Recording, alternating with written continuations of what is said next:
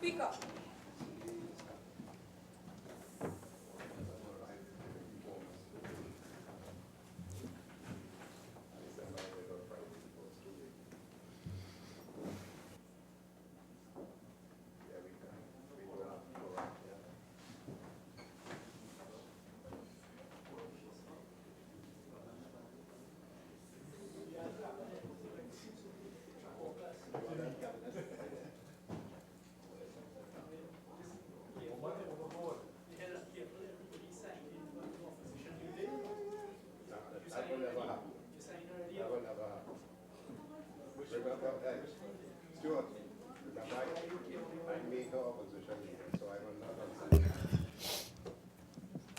Honorable members,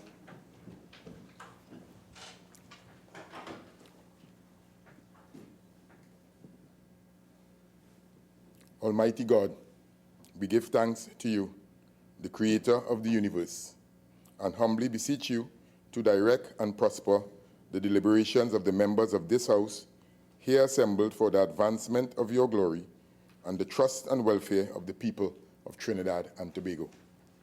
Grant that peace and happiness, truth and justice may be established among us for all generations.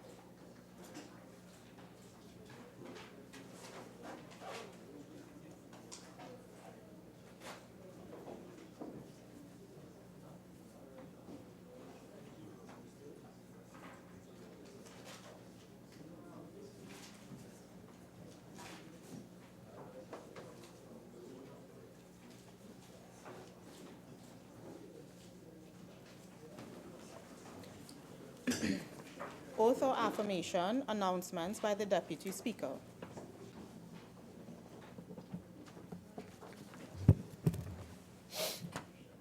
Honorable members, I have received communication from the Honorable Faris Alwari, MP, member for San Fernando West, who has requested leave of absence for the period June 14th to the 22nd, 2019. And from Mrs. Vidya Gayadeen Gopi Singh, MP, member for Urupuch West, Mr. Rushton Parry, MP, member for Mayaro, and Dr. Fuad Khan, MP, member for Bataria Sanwan, who have requested leave of absence from today's sitting of the House. The leave which the members seek is granted.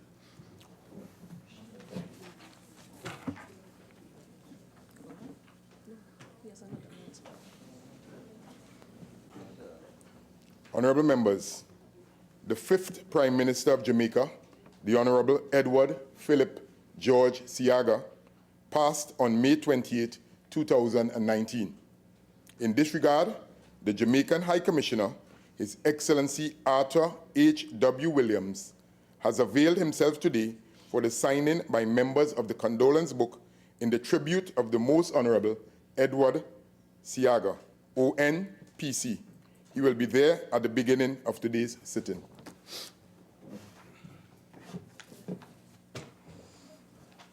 Bills brought from the Senate, petitions, papers.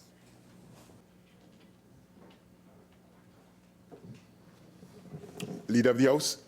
Thank you very kindly, Mr. Deputy Speaker. Mr. Deputy Speaker, on behalf of the Minister of Finance, I have the honor to lay the following papers. Paper number 1, the parent and consolidated audited financial statements of Point Lisa's Industrial Port Development Corporation Limited for financial year ended December 31st, 2018. And Mr. Deputy Speaker, I beg to move that paper 1 be referred to the Public Accounts Enterprises Committee.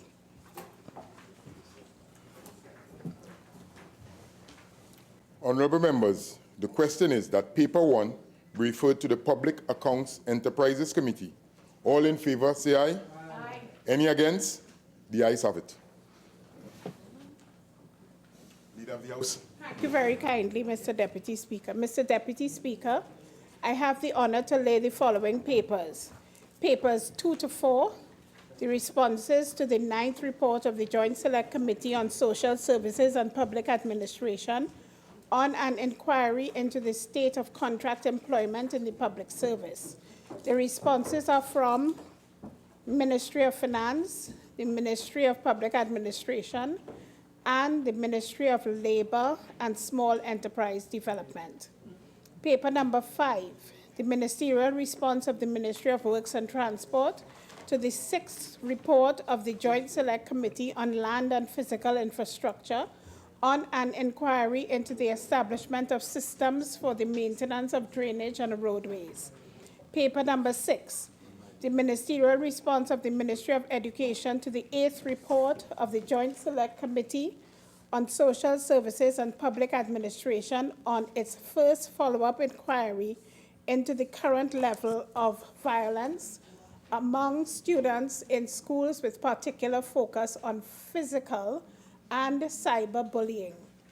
Paper number 7, the ministerial response of the Ministry of Public Utilities to the 5th report of the Joint Select Committee on Finance and Legal Affairs on a critical assessment of the waste management policies and initiatives of the state with specific focus on solid waste. Thank you very kindly, Mr. Deputy Speaker.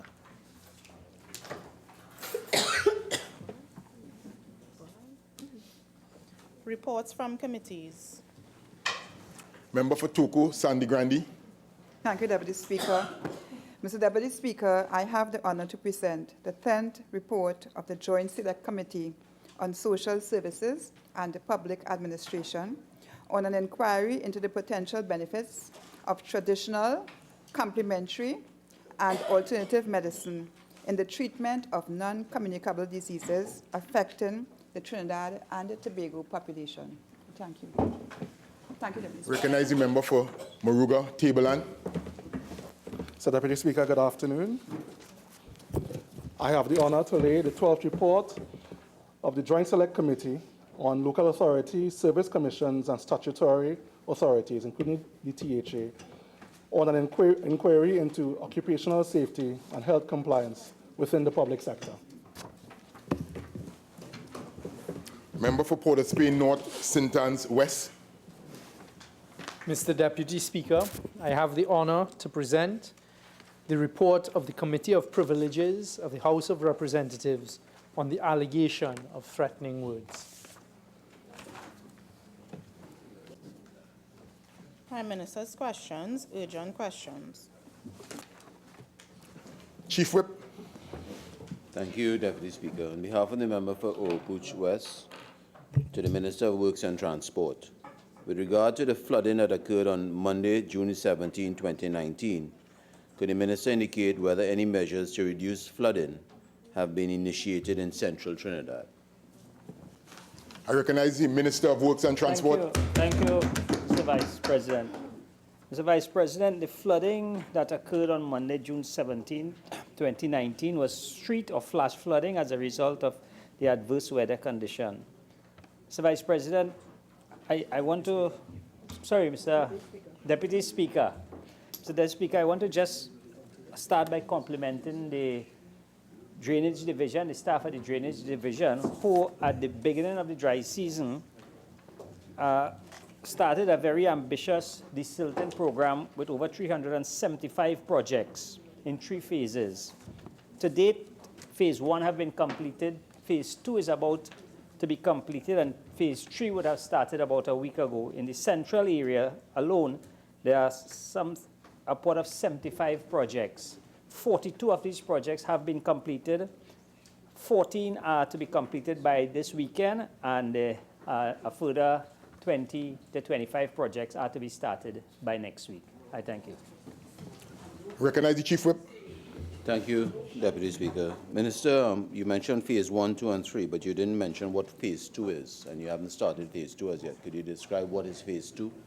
Minister of Works Yes, and I Transport. did indicate phase 1 is completed. Phase 2 should be completed by this weekend. Phase 2 started some time ago, and phase 3 will be started next week. A very ambitious program of over 375 desilting projects throughout Trinidad and Tobago. Thank you.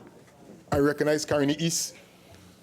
Honourable Minister, would you be kind enough to indicate whether in the 3 phases that you have mentioned, whether that includes the Caroni River and the sluice gates and the Waima River, if you'd be kind enough.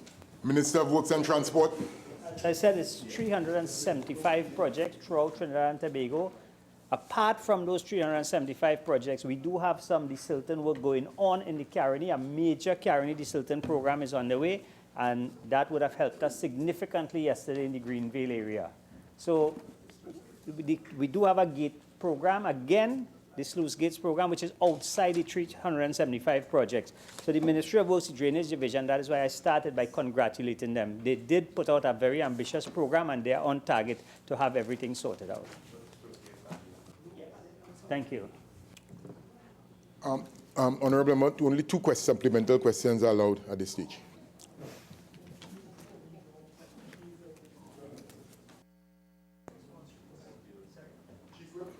Thank you, Deputy Speaker. Question number 2 to the Minister of National Security on behalf of the member for Oropouche West. With regard to recent reports indicating that 3 Venezuelan nationals were detained during a police exercise over the weekend, could the Minister indicate whether any arrangements have been made to deport those individuals who also reported to be in Trinidad illegally? Minister of National Security. Thank you very much, Mr. Deputy Speaker. Mr. Deputy Speaker, I am pleased to see that they continue to have this unnatural affiliation and attraction to what is going on with Venezuelan nationals. But as the government has said time and time again, any non-national of Trinidad and Tobago who commits any criminal activity in Trinidad and Tobago will be dealt with in accordance with the laws of Trinidad and Tobago. The registration process for the Venezuelans is completed. We said beforehand that we will be applying the laws of Trinidad and Tobago to all, after the registration process, all of the Venezuelans, and that is exactly what has been done. I spent some time yesterday evening in my office signing a number of deportation orders, and I don't want to say anything further with respect to those deportations. Chief Whip. Thank you, Deputy Speaker. To the Minister, in a follow-up question, he stated that the registration process for all Venezuelans have been completed. Could he state what is the final number of all registrations who were completed, please? Minister of National Security. Mr. Deputy Speaker, that information, as I have also said, along with the cost of the exercise, will be provided as soon as we receive the report, because what we intend to do is provide particulars as to how many men, women, and children, and I don't have that information right now.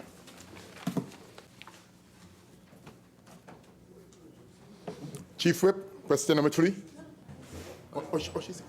Sorry, member for Couva North. My apologies. Thank you. To the Minister of Education, given reports that there are an estimated 86 government primary schools that are not receiving the required funding from the Ministry of Education to buy basic supplies, could the Minister state what is being done to urgently deal with this issue? Minister of Education. Thank you very much, Mr. Deputy Speaker. I am not aware, first of all, that there are some 86 government primary schools that are not receiving the required funding. The information that is available to me is that out of a budget of $4 million, the sum of $3,150,000 was disbursed to 126 government primary schools earlier in the financial year. However, an additional request for releases in the sum of $850,000 has been submitted to the Budget Division in order to meet shortfalls which have arisen to purchase supplies. Thank you very much. Supplemental, Couva North. Thank you. Minister, are you saying that the president of Tutor is misleading the nation with his information? Minister of Education. Please, both sides. Mr. Deputy Speaker, I have to rely on the information that is given to me by the Director of Finance and Accounts at the Ministry of Education. I cannot impute any motives to anybody. All I can do is to give an answer to the question based on the information that I have. Thank you very much. Supplemental member for Caroni East. Minister, would you be kind enough to... The denominational primary schools have received their funding. Since this is part, the government primary schools is just part of the 425 primary schools. Minister of Education. Thank you very much, Mr. Deputy Speaker. In terms of the denominational schools, the termly grant to the assisted primary schools, that is the denominational schools, that has been paid for terms 1 and 2, and the Ministry of Education is waiting releases to pay term 3. And may I add, the annual requisites, again with respect to the denominational schools, in the amount of $8,499.752 was paid to all primary schools. Yes. Questions on notice. Request for leave to move the adjournment of the House on definite matters of urgent public importance. Statements by ministers, personal explanations, introduction of bills, motions relating to the business or sittings of the House and moved by a minister, public business, government business, motions. I recognize the Minister of Finance. Thank you, Mr. Deputy Speaker. I beg to move the following motion standing in my name. Be it resolved that the Senate amendments to the miscellaneous provisions, tax amnesty, pensions, freedom of information, national insurance, central bank, companies and non-profit organization Bill 2019, listed in the appendix, be now considered.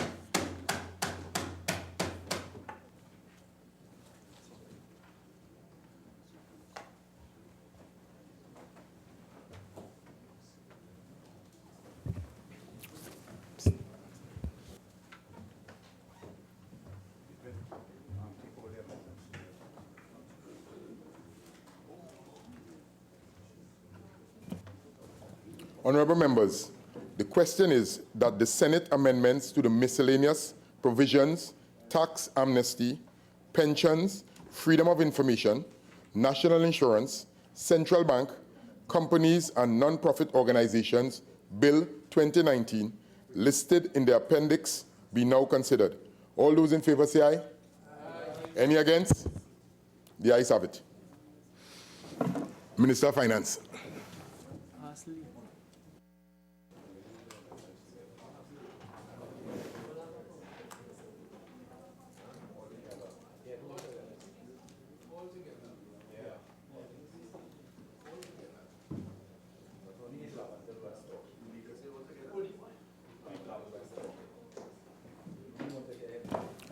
Leader of the House and Chief Whip, we are in agreement. We take all the amendments together.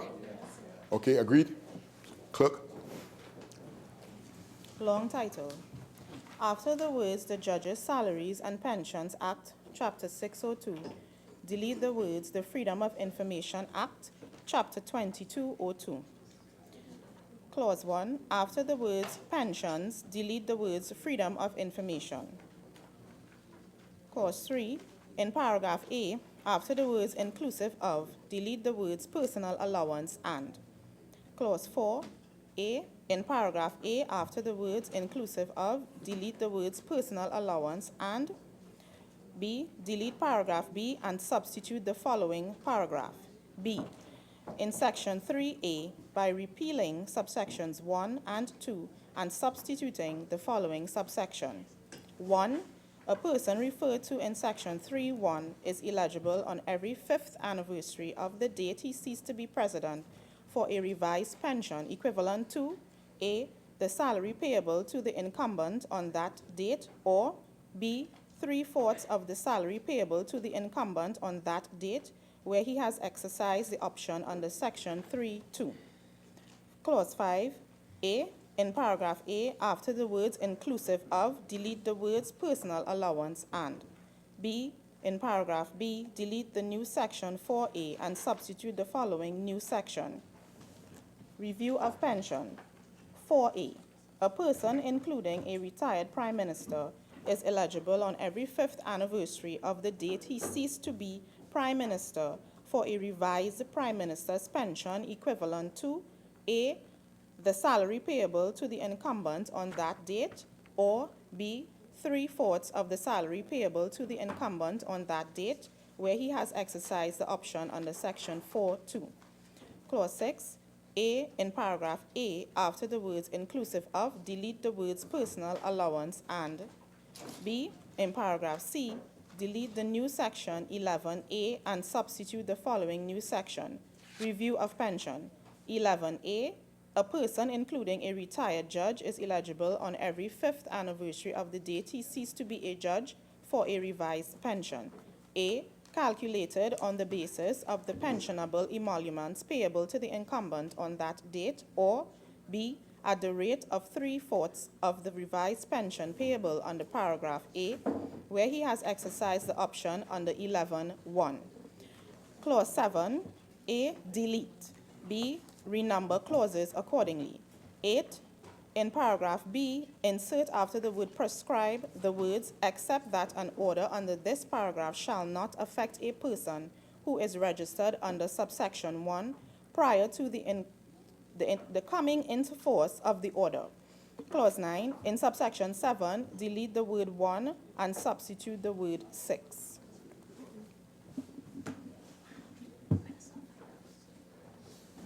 Minister of Finance. Thank you, Mr. Deputy Speaker. I beg to move that this House agree with the Senate in the amendments to the miscellaneous provisions, tax amnesty, pensions, freedom of information, national insurance, central bank, companies, and non-profit organizations bill, and the following clauses, which we are taking together by agreement. In the first instance, the title of the bill has to change. The original title of the bill, which would have been in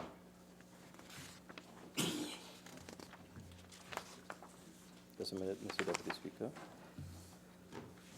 which would have been in the explanatory note and in the original long title, had the words "freedom of information." Since we deleted clause 7 last night in the other place, there's no longer any requirement to have the words "freedom of information" in the bill. So the first amendment is after the words Judges Salaries and Pensions Act, delete the words "freedom of information." The second amendment, which is the short title, we also deleting the words "freedom of information" after the words pensions. So that, Mr. Deputy Speaker, the title of the bill will now be the Miscellaneous Provisions, Tax Amnesty, Pensions, National Insurance, Central Bank, Companies and Non-Profit Organizations. Mr. Deputy Speaker, I will deal more in more detail with the deletion to Clause 7 when we get to it. The next amendment would be a deletion of some particular words that refer to a particular allowance, which is in fact an overhang from many years ago, and that is the words personal allowance. And we decided to avoid confusion and contention, we would simply delete the words personal allowance from the definition of salary, Mr. Deputy Speaker. And that is in Clause 3 of the bill, where previously we had the words personal allowance and housing allowance. We've deleted personal allowance because that is not an allowance that is used very much in the modern era. So we took that out.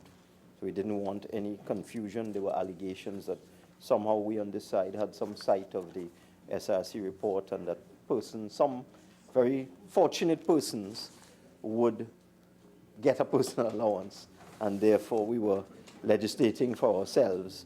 So for the avoidance of all doubt, we took it out, so it's gone, so that this personal allowance, which public servants had enjoyed in the past.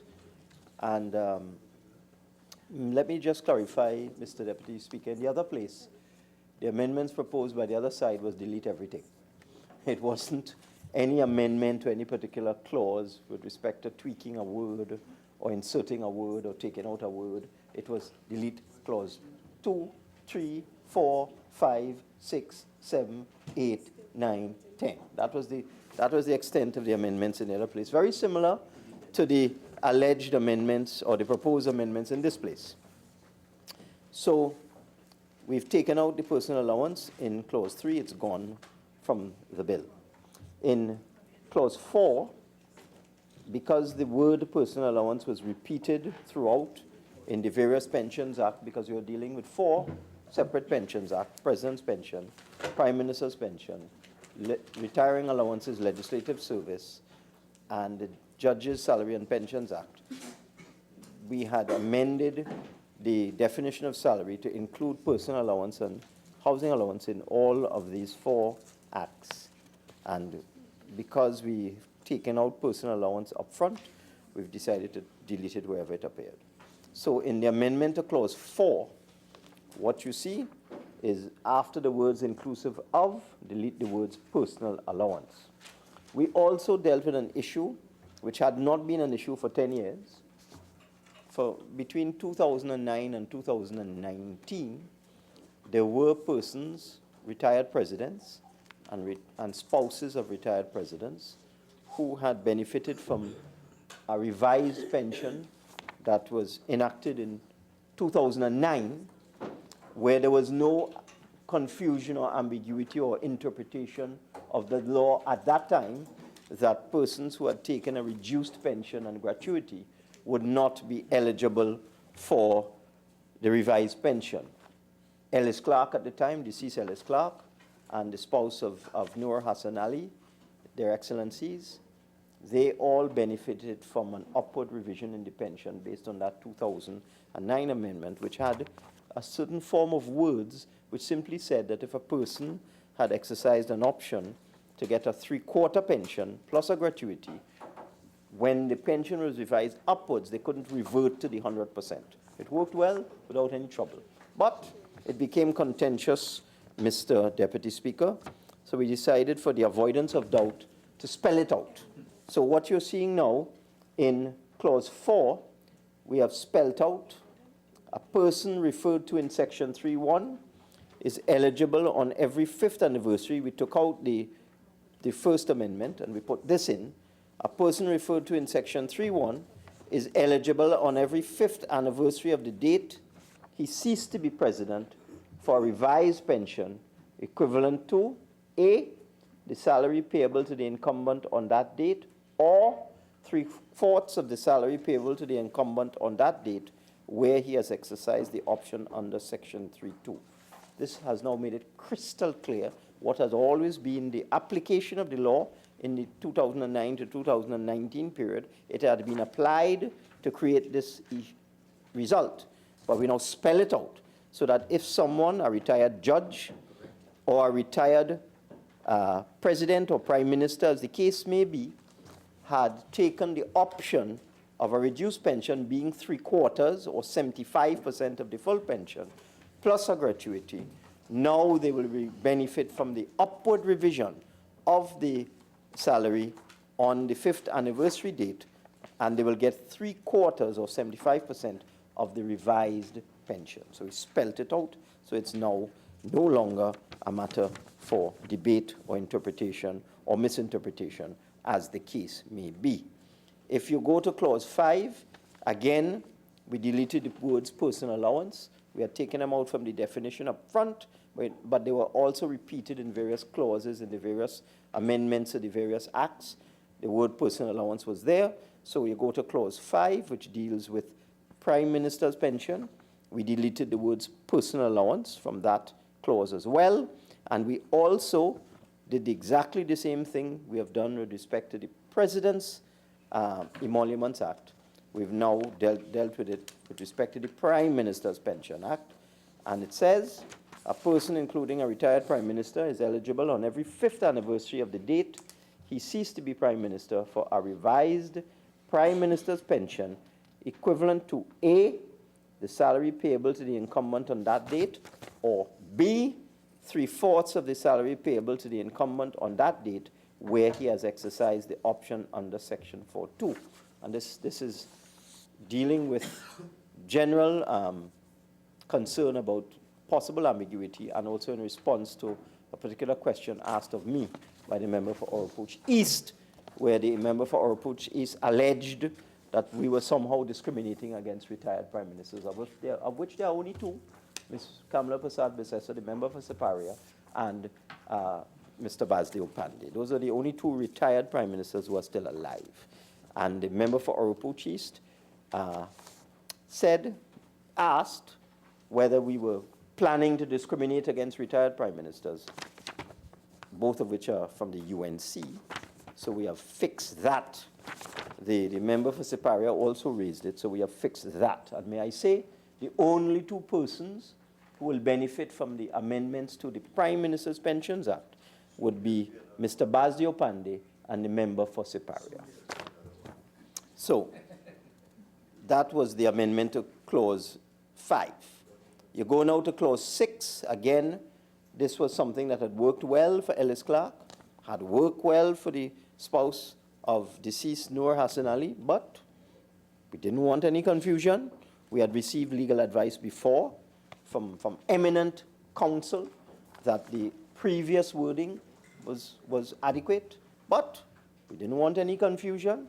So to make it crystal clear, in the Judges' Salary and Pension Act amendment, again, we take out personal allowance, so that remove that source of contention, and we now amend the law to make it crystal clear as follows.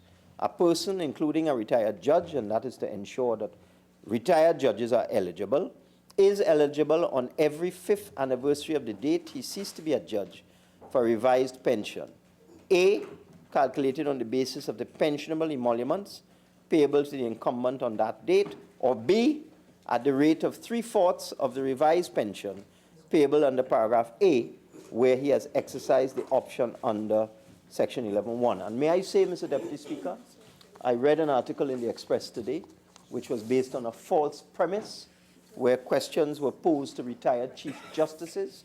They expressed their joy at the fact that we in this place had, in fact, finally improved the pension arrangements for retired judges who were living in penury, but they were misled into believing that we had not circulated an amendment to this particular clause. I want to put on record that the amendment that you are reading here was circulated in the other place at 11 a.m. yesterday, Mr. Deputy Speaker. At 11 a.m., this amendment that I'm reading was circulated in the other place. And therefore, I was very surprised in reading the Express today, as if we had not circulated any amendment and as if the original ambiguous clause was there. I just want to put that on record. This amendment that made it clear that for a retired judge, they would now get at the rate of 3/4 of the revised pension payable under paragraph A, where they exercise the option, was circulated in the other place at 11 a.m. yesterday morning. I don't think newspapers go to print at 11 a.m. I think, from my little knowledge, that they go to print at 6 or 7 o'clock. No, well, now they know, Mr. Deputy Speaker. I'm grateful to a member for Naparima. Clearly, the question that was posed to these retired Chief Justices is what you think of this clause. But it was the wrong clause. It was a clause that had been amended since 11 a.m. yesterday morning. So I just want to put that on the record. So to all retired judges who may still have concerns, let me just say that those who exercise an option, and it is the majority, I've done some research, it is the majority of retired judges, they did exercise their option, Mr. Deputy Speaker. Mr. Deputy Speaker, I hear members opposite saying, we told you so. You told us all sorts of things. 99% of what you said was not true, and therefore we cannot trust you. So what I did, Mr. Deputy Speaker, is I'm being the minister for the time being responsible for the Treasury, which is responsible for the payment of pensions and gratuity. Mr. Deputy Speaker, why is our Pucci's? Look, I ask for your protection.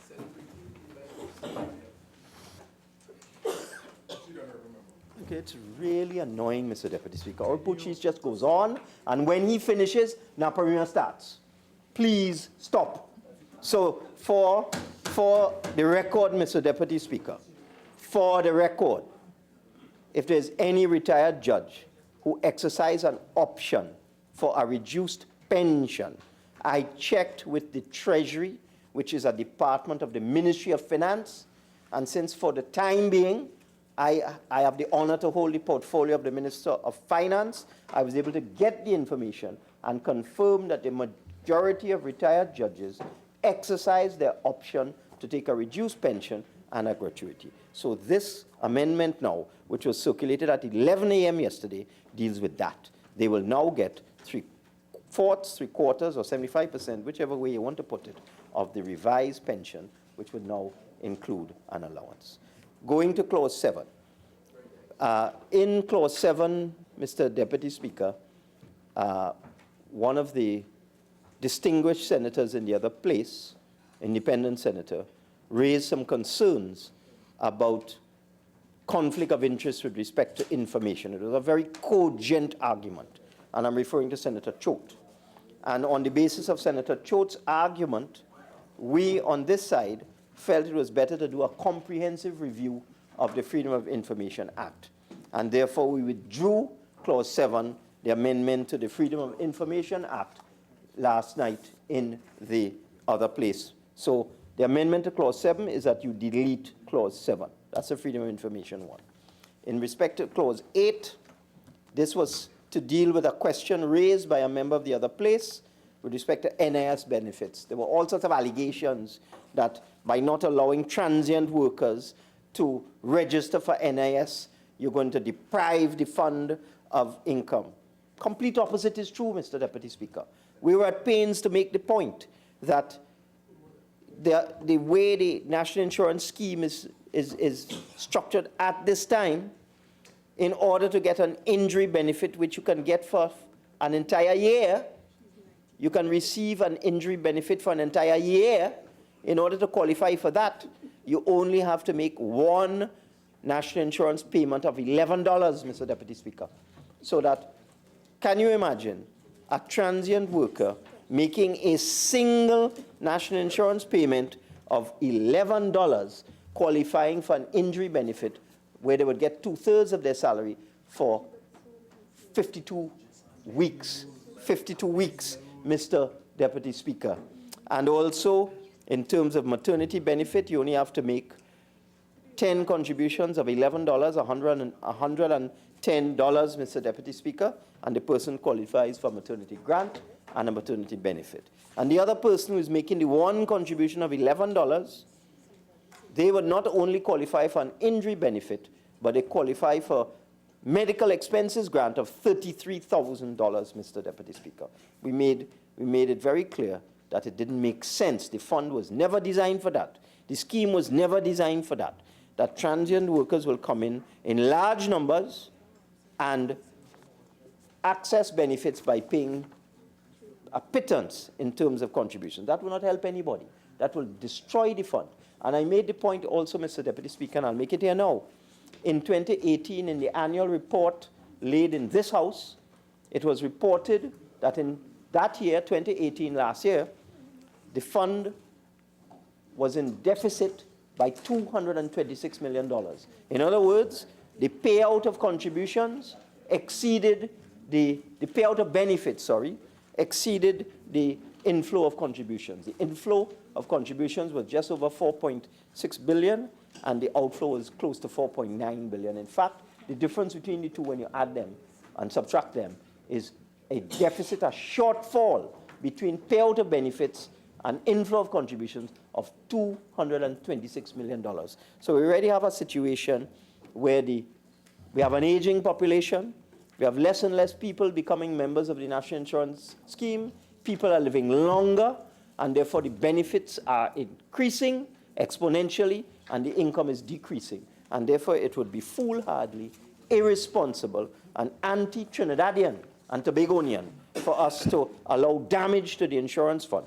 So we fixed it, and we made a further amendment because there was a lot of noise about people already in the system. So the amendment to paragraph 8 makes it clear that except that an order under this paragraph, that is the order exempting a certain category of worker for a certain period of time, shall not affect a person who is registered under subsection 1 prior to the coming into force of the order. So it means that once you're in, you can't come out. This would only be for persons going forward. And in the last amendment is simply to correct a typographical error. So, Mr. Deputy Speaker, those are the amendments.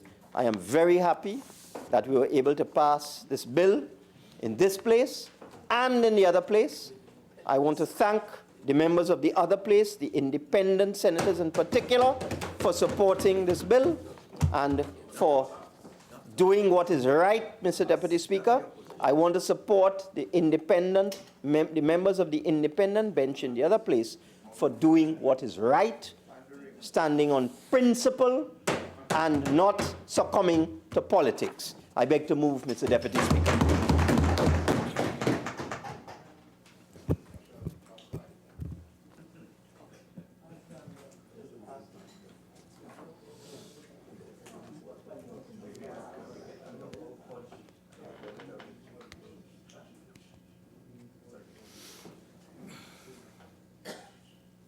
Okay, members.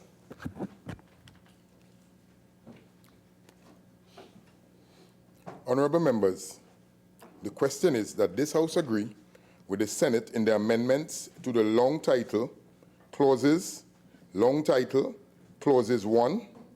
clauses 3, clause 4, clause 5, clause 6, clause 7, clause 8, and clause 9 of the miscellaneous provisions, tax amnesty, pensions, freedom of information, national insurance, central bank, companies and non-profit organizations bill 2019. I recognize the member for Oropuchis.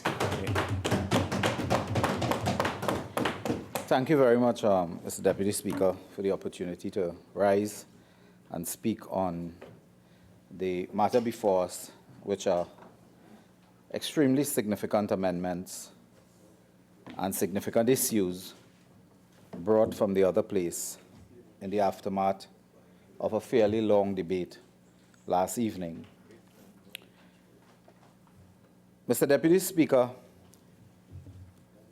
every generation of politicians should have somebody like the member for Diego Martin Northeast, who can stand with gusto and courage and say almost anything in any circumstances. Madam Speaker, only one could be permitted per generation, and that is the member for Diego Martin Northeast. When the member for Diego Martin Northeast was speaking, I got difficulty seeing his face because I thought there was a lot of egg on his face, and I couldn't make him out. Mr. Deputy Speaker, we have some amendments before us today suggesting that this government was battered into submission to come back to the House. They came back, Mr. Speaker, wounded, in plaster, bandage, to ask us to support now amendments. Amendments. And only the minister from Diego Martin Northeast could explain this as if it is some sort of victory. The first amendment, Mr. Deputy Speaker, deals with the issue of the long title, and clearly, the Freedom of Information Act, Chapter 2202, that section, has to be deleted because that is consequential upon something else that we'll come to in a little while. In a bill that came to this House on the 7th, was debated on the 10th, we are back on the 14th of the same week.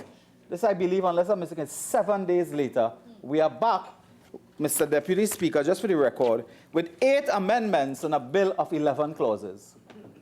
8 clauses to amend in a bill of 11. It was laid last week Friday, came to the House on Monday, against the wishes of the opposition, and there was a division on that matter, and today we are back to amend. Mr. Deputy Speaker, in clause 1, we can start there, I think is best. They have deleted, of course, freedom of information. But clause 3, and this clause 3 runs in other provisions as well because of the nature of this matter that has been deleted. We had raised this matter of personal allowance in our debate on Monday. We raised that matter. Mr. Speaker, at their arrogant best, they pour scorn on our presentations and the presentation of the leader of the opposition. She raised this matter. The opposition told them for an entire day that there was nothing called personal allowance. It has to go. Today, the Minister of Finance say he's praising the independent benches. So what is that? What's that about? How ironic. And it is the leader of the opposition who raised that matter.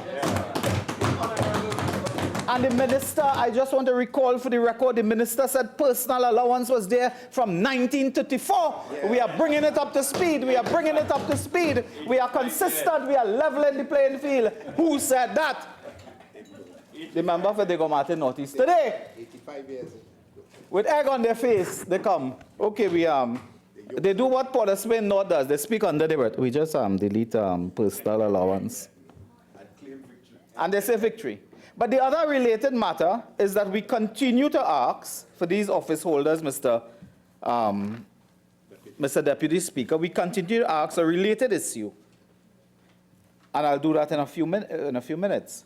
So the deletion of personal allowance was raised in this House, Mr. Deputy Speaker, was raised in this House.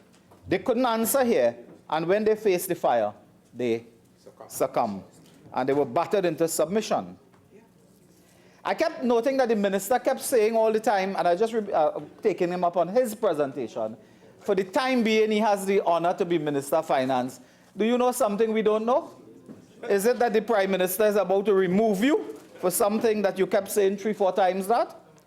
Mr. Deputy Speaker, clause 4. That is where I want to spend a small moment. Clause 4. They took off personal allowance again for the President's Emoluments Act, personal allowance, but the housing allowance remains.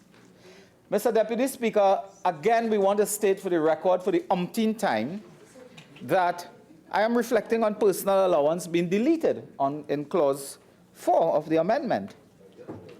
Mr. Deputy Speaker, for the umpteenth time, we want to put the policy position of the opposition that we believe that the government should have deleted housing allowance as well. the introduction of this housing allowance to the president is a recent phenomenon. Let's go to clause 5, because I know my colleagues opposite want me to get there quickly. Well, Mr. Deputy Speaker, may I just add, according to the amendments that are in my hand, this is subject to change by the time I finish. They are saying here, at 4, there's a formula that has found its way today. And I want to quote, put on the record, and it is consequential, of course. Delete paragraph B and substitute the following paragraph. B, in section 3A, by repealing subsection 1 and 2 and substituting the following subsection. 1, a person referred to in section 3.1 is eligible on the 5th anniversary of the date he ceased to be president for a revised pension equivalent to the salary payable to the incumbent on that day, or, this is the new area I believe now, 3/4 of the salary payable to the incumbent on that date where he exercised the option under section 3.2. So our reading of this is that where you have a president, and we're dealing with president here, who has exercised the option under 3.2, which I believe is a reduced pension and lump sum, that person, that president, Excellency, would now have 3/4 of the salary payable to the incumbent on that day. So when that is reset, it is the incumbent in office. You take 3/4, you take 3/4, and you put it there and said that is your new pension. Now, that was a result of some agitation and some questions raised by the opposition in the committee stage. But Mr. Deputy Speaker, our policy position has not changed. We believe then and we believe now that it is morally wrong to enhance the pensions of a few at the highest level of the society and forget the working people, the people at the lower rung, whose pension will not be enhanced. Mr. Deputy Speaker, I come to clause 5. And what they have done now, Mr. Deputy Speaker, personal allowance is out, according to the amendment. But, Mr. Deputy Speaker, there's still a significant problem here. Housing allowance is in. And again, I ask the Minister of Finance, could you tell us, could you tell the country, and could you tell the world, what is the housing allowance of the current Prime Minister of Trinidad and Tobago? Honourable member, we are dealing with the amendments. Members, hold on. We are dealing with the amendments, and housing do not play any role here. So kindly desist. Move on, please. Thank you. And Mr. Deputy Speaker, let me focus on what play a role here. Personal allowance, because I think that is the subject here.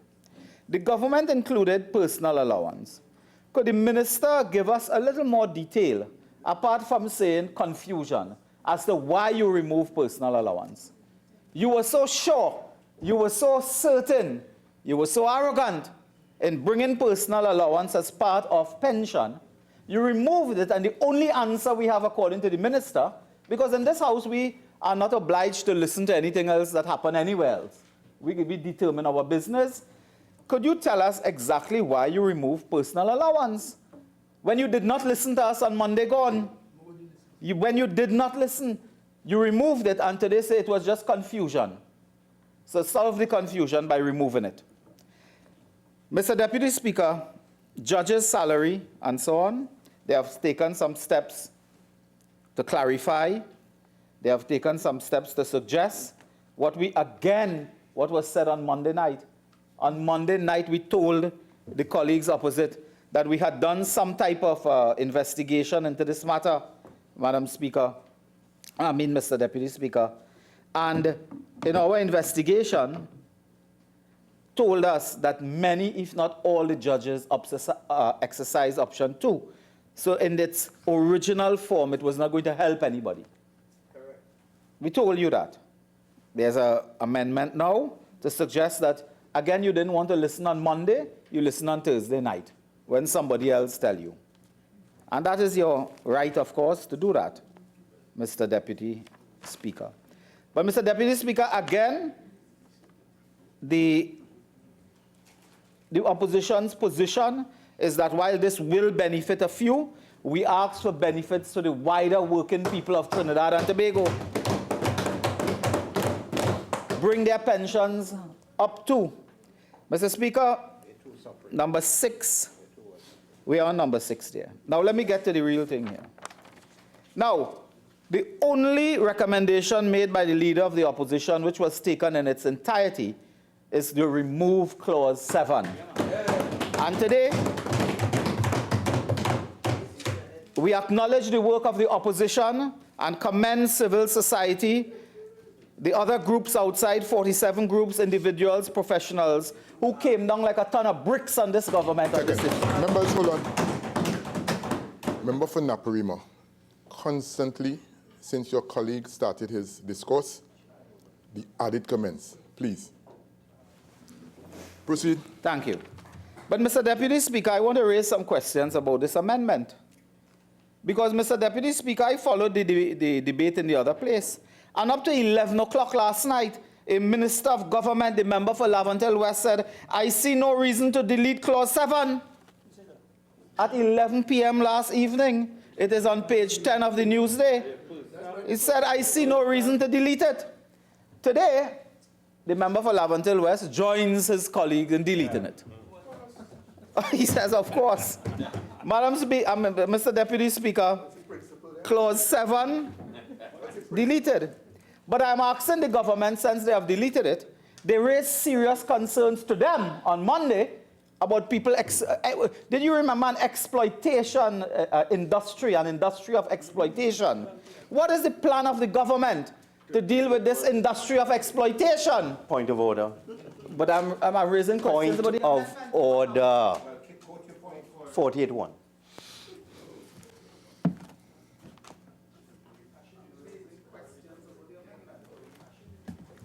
Again, member, you are getting some leeway. Tie it in quickly, because we are dealing with only the amendments. Sure.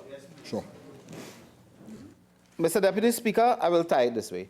Clause 7 has been deleted in its entirety. That is an amendment. The government made to them strong arguments about why they had it in the first place.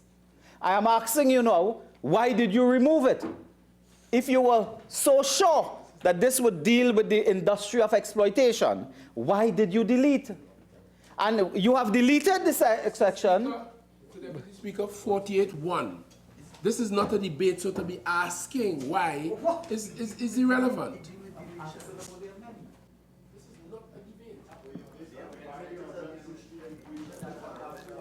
Again, member, we are dealing with the amendments that came from the Senate. Again, I would like you to stick closely to the particular clauses. All right, so again, keep in mind, this is the second occasion. Thank you. Mr. Deputy Speaker, I don't want to run afoul of your ruling at all. There's a 7 that has been deleted. Am I free to read what was deleted? No. Yes, or just to repeat the word delete, delete, delete? Yes. Member, again, we are on clause 7. All right? The amendment is the deletion. So let's stick close as possible to what is the deletion. Mr. Deputy Speaker, so I need clarification now. My debate will be curtailed by the word DELETE. That's wrong. And I cannot reflect on what is being deleted. That's right. Is that?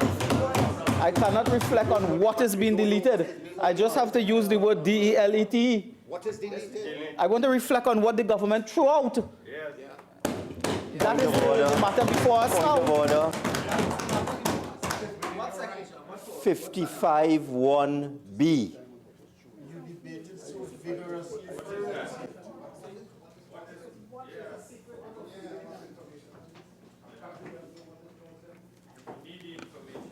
Overruled, member, as I said.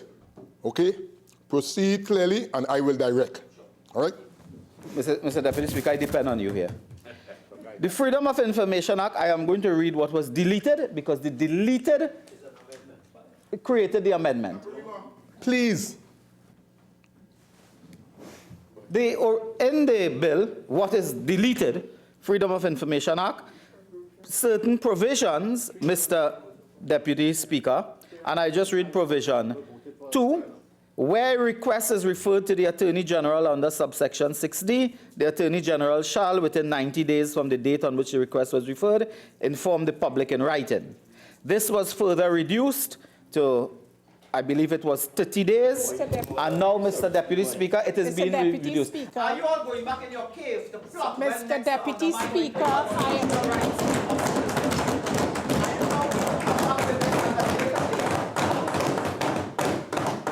Members, yes, point of order. Yes, standing order 48-1, Mr. Deputy Speaker. That is irrelevant. What's the standing order? What's the standing order? 48-1, Mr. Deputy Speaker.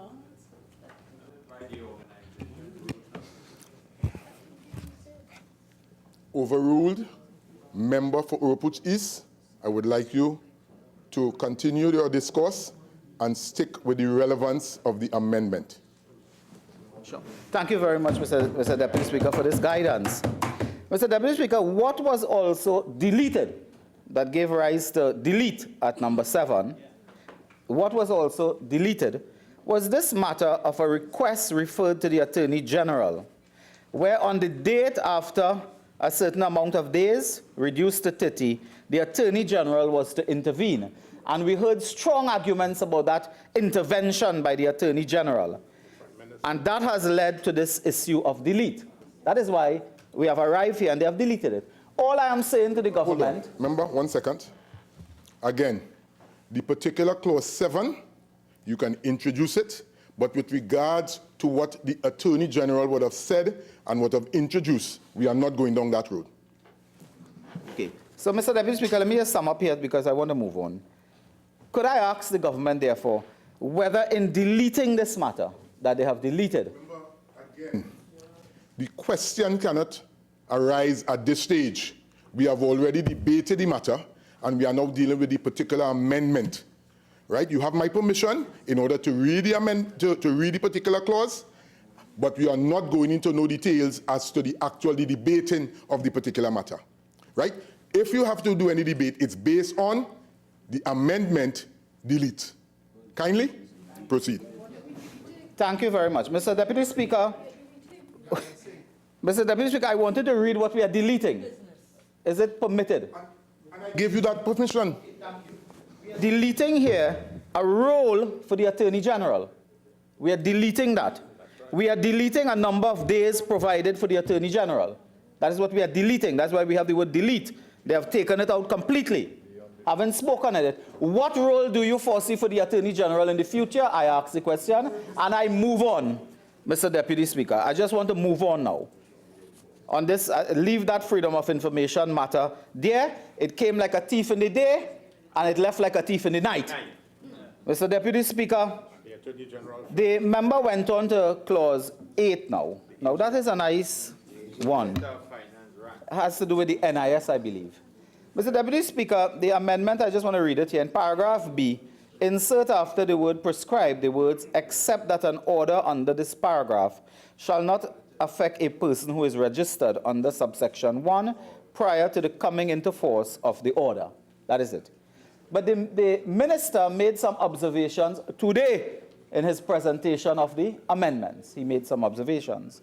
And the minister told us earlier that he's treating with this matter, this amendment, on the basis of fairness, on the basis of some transparency, that persons who are intransient workers and they pay a certain amount, they must not be allowed to pay, because if they pay a small amount of contributions, they could be entitled to bigger benefits. The member said that earlier. Now, member, is it, and you are clear with this amendment, that this will not affect workers from Trinidad and Tobago who join the system, and they can also pay a limited amount, and once they have reached the threshold of payment, they can then benefit from everything in the NIS. I want to ask a question based on this amendment. What happens to intransient workers who stay longer for any reason, including lawful reason, in the economy working, and they are denied because of this amendment any right to pay NIS? Point of order. What happens to them? Point of order. Mr. Deputy Speaker, this only deals with persons who are already registered. It has nothing to do with persons who are not registered. The statement the member is making is irrelevant. Point of order 48-1. And again, member, we are dealing up to the particular time period, which is supposed to be a year, Minister of Finance? Coming into force in the year? Yeah. After that, we are not entertaining no debate. Thank you very much. So, Mr. Deputy Speaker, the issue at Clause 8 affects the persons who are coming onto the system now, as I understand it. But the Minister can clarify. Mr. Deputy Speaker, in closing, just wanted to reiterate the point of the amendments with allowances to indicate that this opposition will not participate with the government as they loot the treasury. Do not depend on us to share in that loot. I thank you. I recognize the member for Caroni Central. Thank you very much, Mr. Deputy Speaker. I did not get a chance to speak on this bill, so I will make a few points on the amendments that have come to this House from the Senate today. And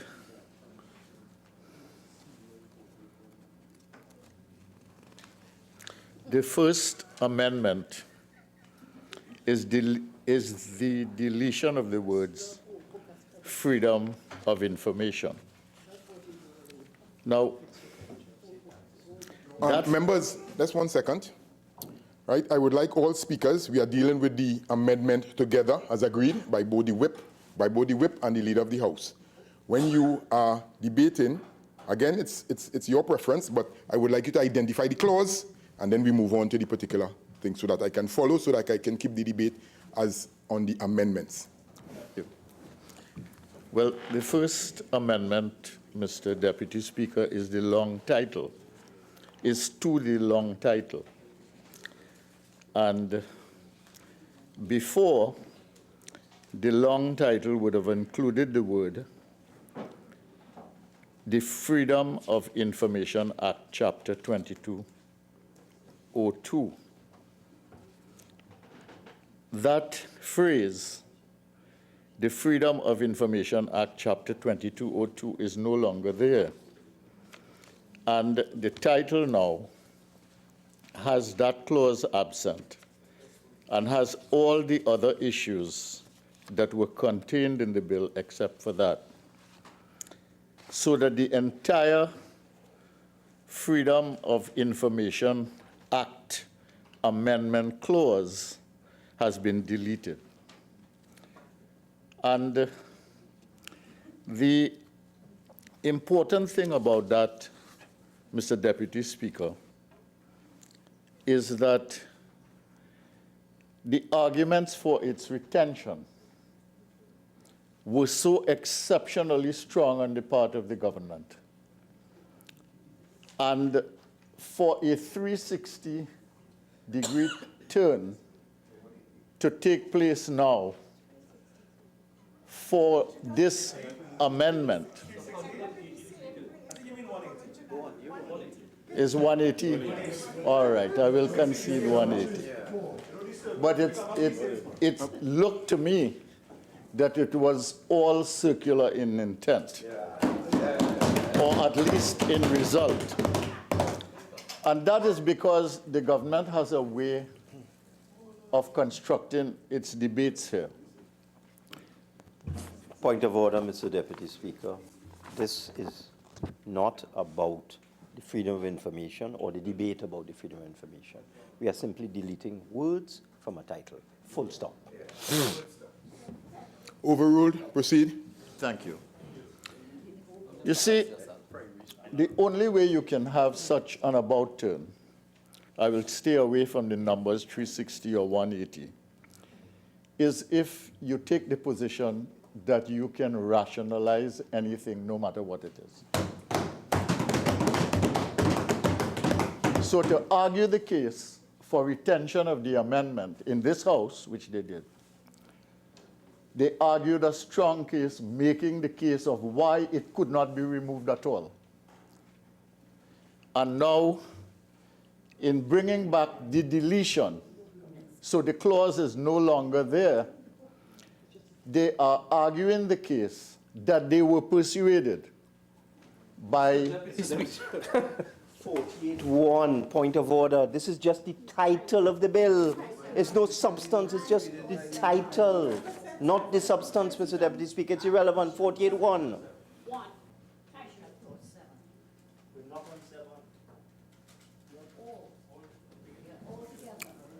Overruled. Proceed. Thank you, Mr. Deputy Speaker. You see, it's not in the title because the clause was taken out. And the Minister of Finance just made my case, which is that they can argue anything, anytime. So he doesn't want me to raise any issue about Clause 7 in Clause 1, although Clause 1 is a consequence of the removal of Clause 7. So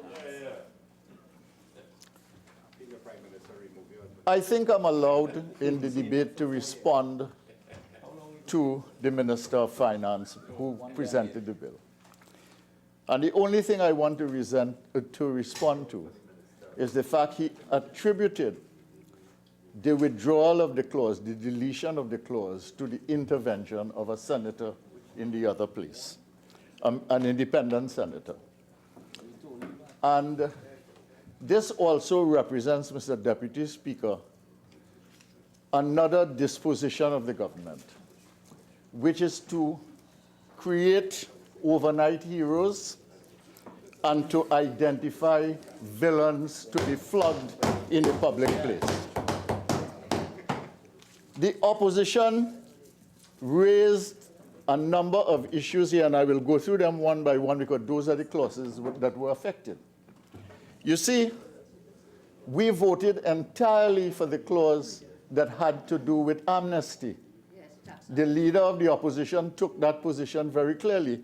And you notice, Mr. Deputy Speaker, there is no amendment to the amnesty clause. And the reason is very simple. It was a good clause. 48-1, we cannot be debating something that is not an amendment. And remember, at this time, you need to move off that amnesty aspect. That is not in the amendment.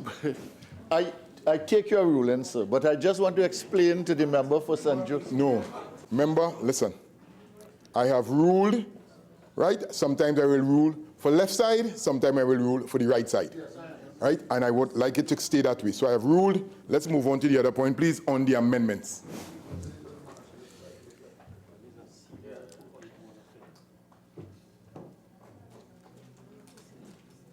The member for Oropouche East talked about the number of days and the number of amendments that were made in this short period of time, less than a week. And therefore, it is not unreasonable to compare why a clause was amended twice, but other clauses were not touched. So I simply say that I will not pursue the matter, Mr. Deputy Speaker. On the personal allowance issue, the leader of the opposition on this side, Mr. Deputy Speaker, belabored that point. She kept insisting on this matter, kept insisting on the matter of personal allowance. The member of... Deputy Speaker, Standing Order 55-1B, the member for Oropouche East dealt with this matter. 55-1B, it is a repetition.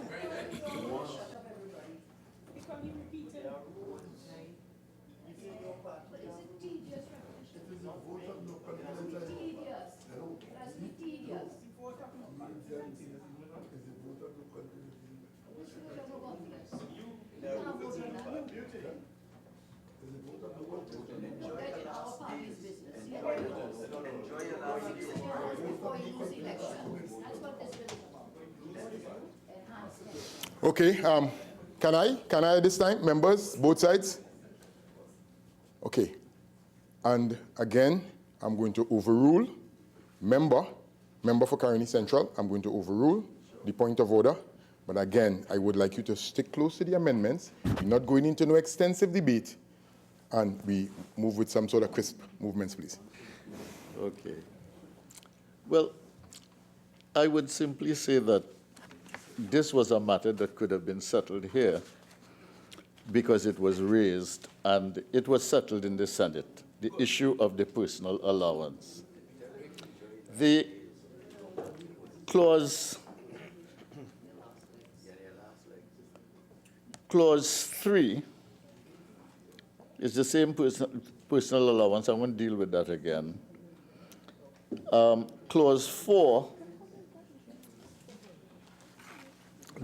clause 4, sorry, is the clause that deals with the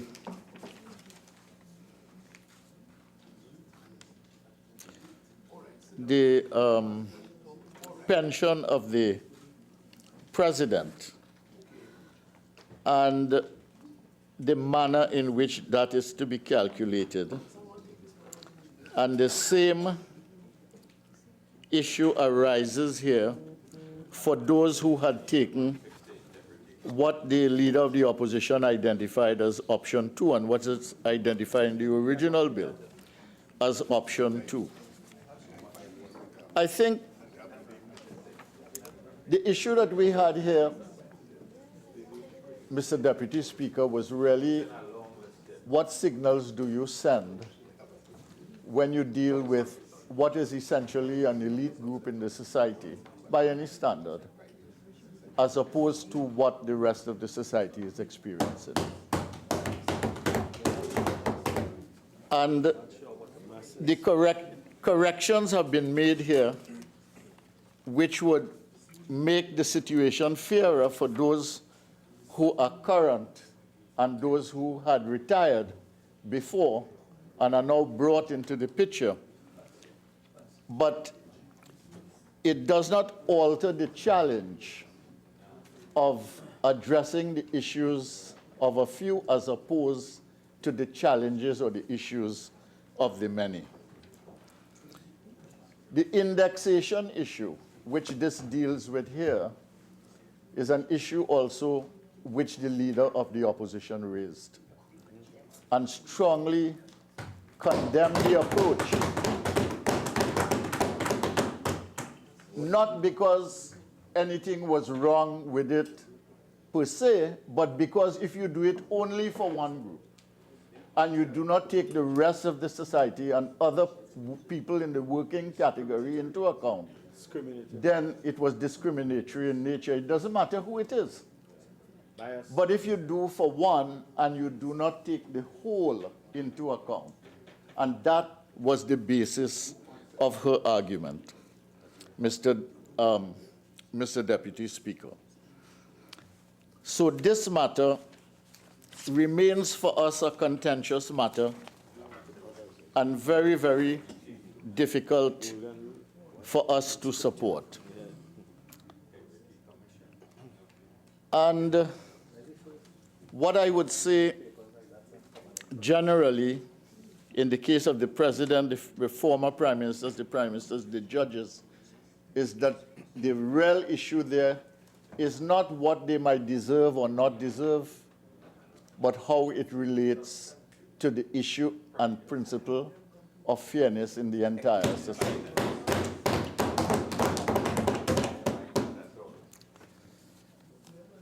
I want to say that the member for Diego Martin Northeast singled out the independent members of the Senate, and in particular one independent member. And we thank the Senate for the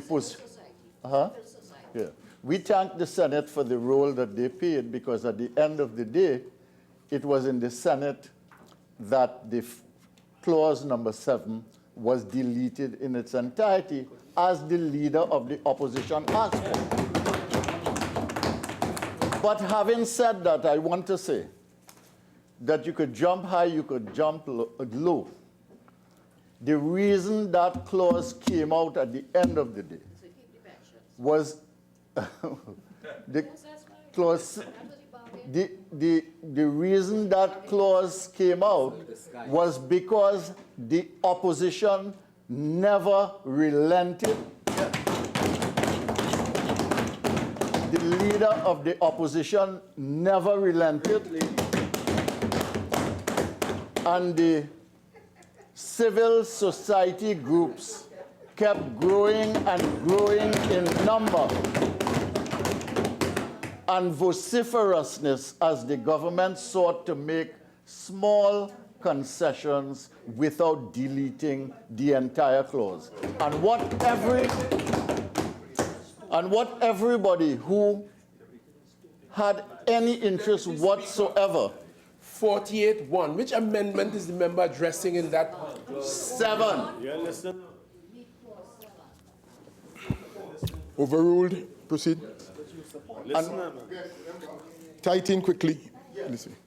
On clause 7, the reason why it has been deleted, Mr. Deputy Speaker, is because of the relentlessness of the leader of the opposition as a whole, and the growing vociferousness and agitation in the civil society sector.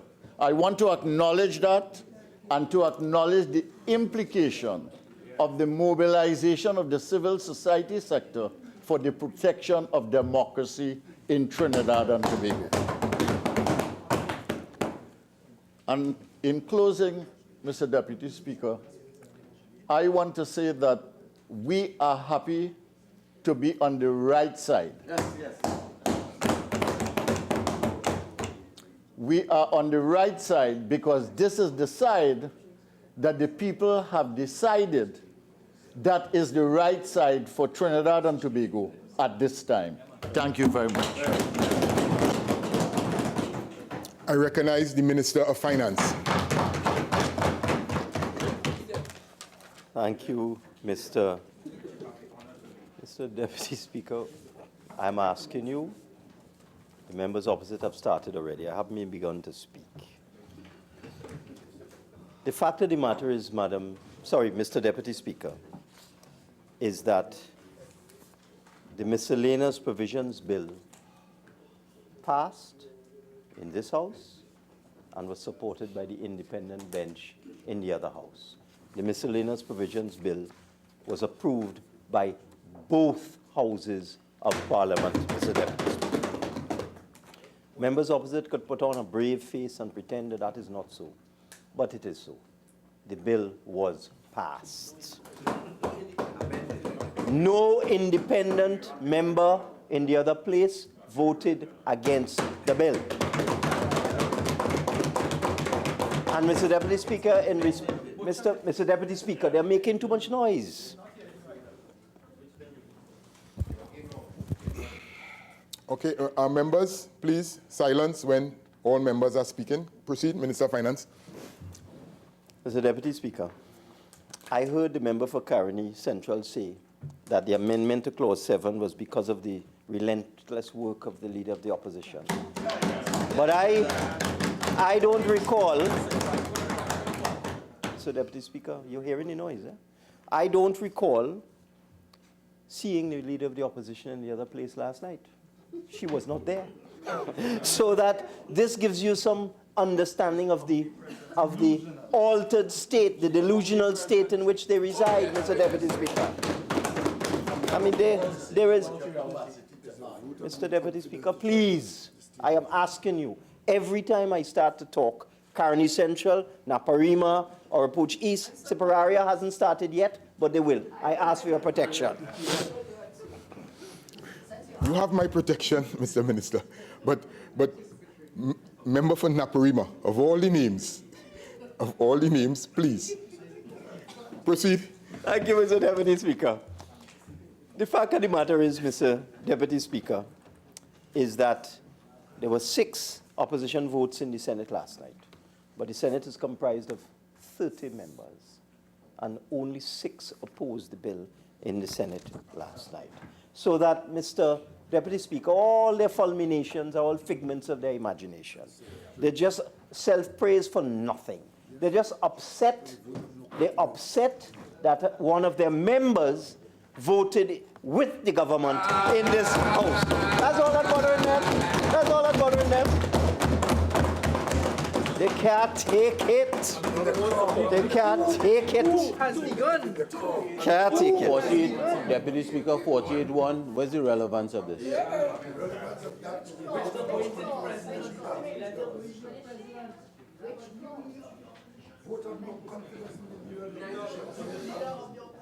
Okay, members, thank you. Again, Chief Whip, the Minister of Finance is winding up. Hold on 1 second. Hold 1 second. The Minister of Finance is winding up.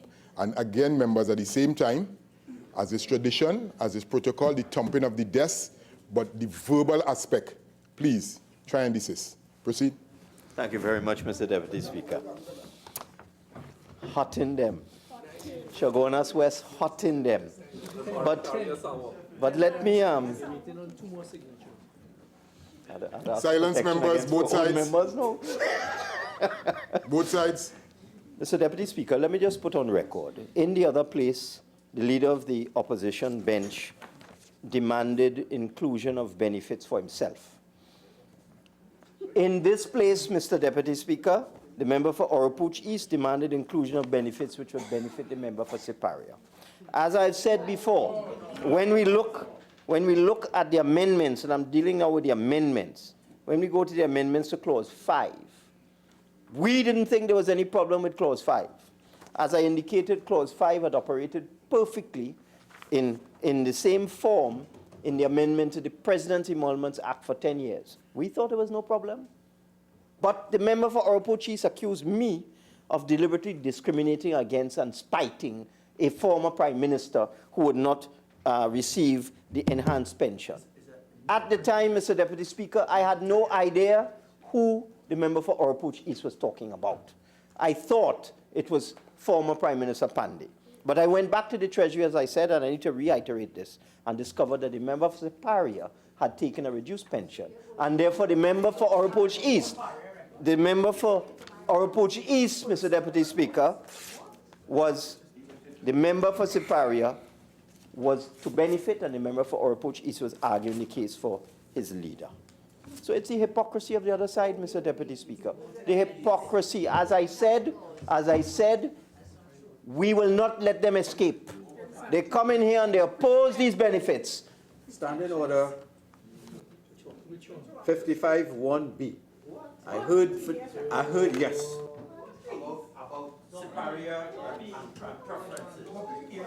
Member, please, if you are member, hold on. Members, please.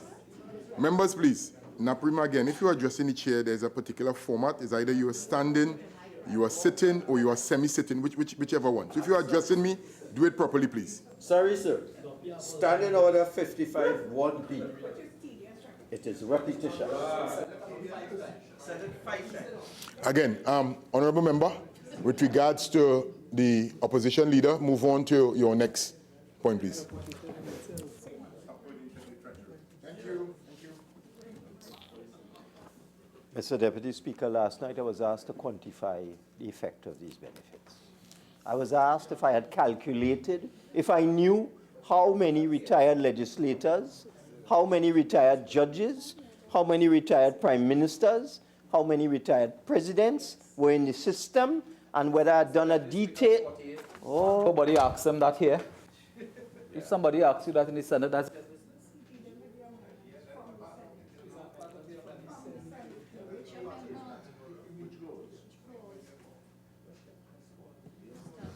Overruled. Proceed. Mr. Deputy Speaker, I am dealing with an allegation which has been made sotto voce and not so sotto voce across the floor at me by the member for Siparia, the member for Caroni East, and the member for Oropouche East. And the allegation is that somehow this Minister of Finance went into people's personal records. I was asked in this, Mr. Deputy Speaker, with respect to these amendments. Oh. Mr. Deputy Speaker, please.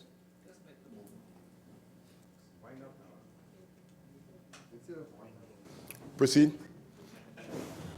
Mr. Deputy Speaker, I want to make the point that based on arguments made in the other place, which have found their way into the amendments before us in this House, namely the amendments to Clause 4, Clause 5, Clause 6, Mr. Deputy Speaker, where we have sought to clarify that a person who took the option of a reduced pension would benefit from an enhanced pension on the 5th anniversary of the date where they cease to either be a president, a prime minister, or legislator.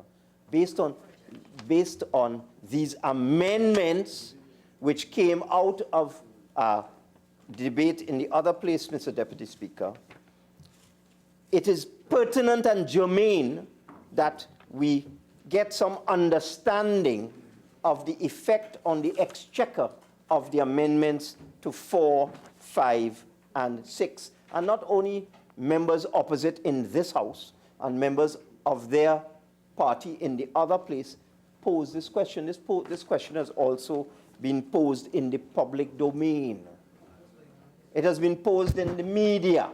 It has been posed in letters to the editor.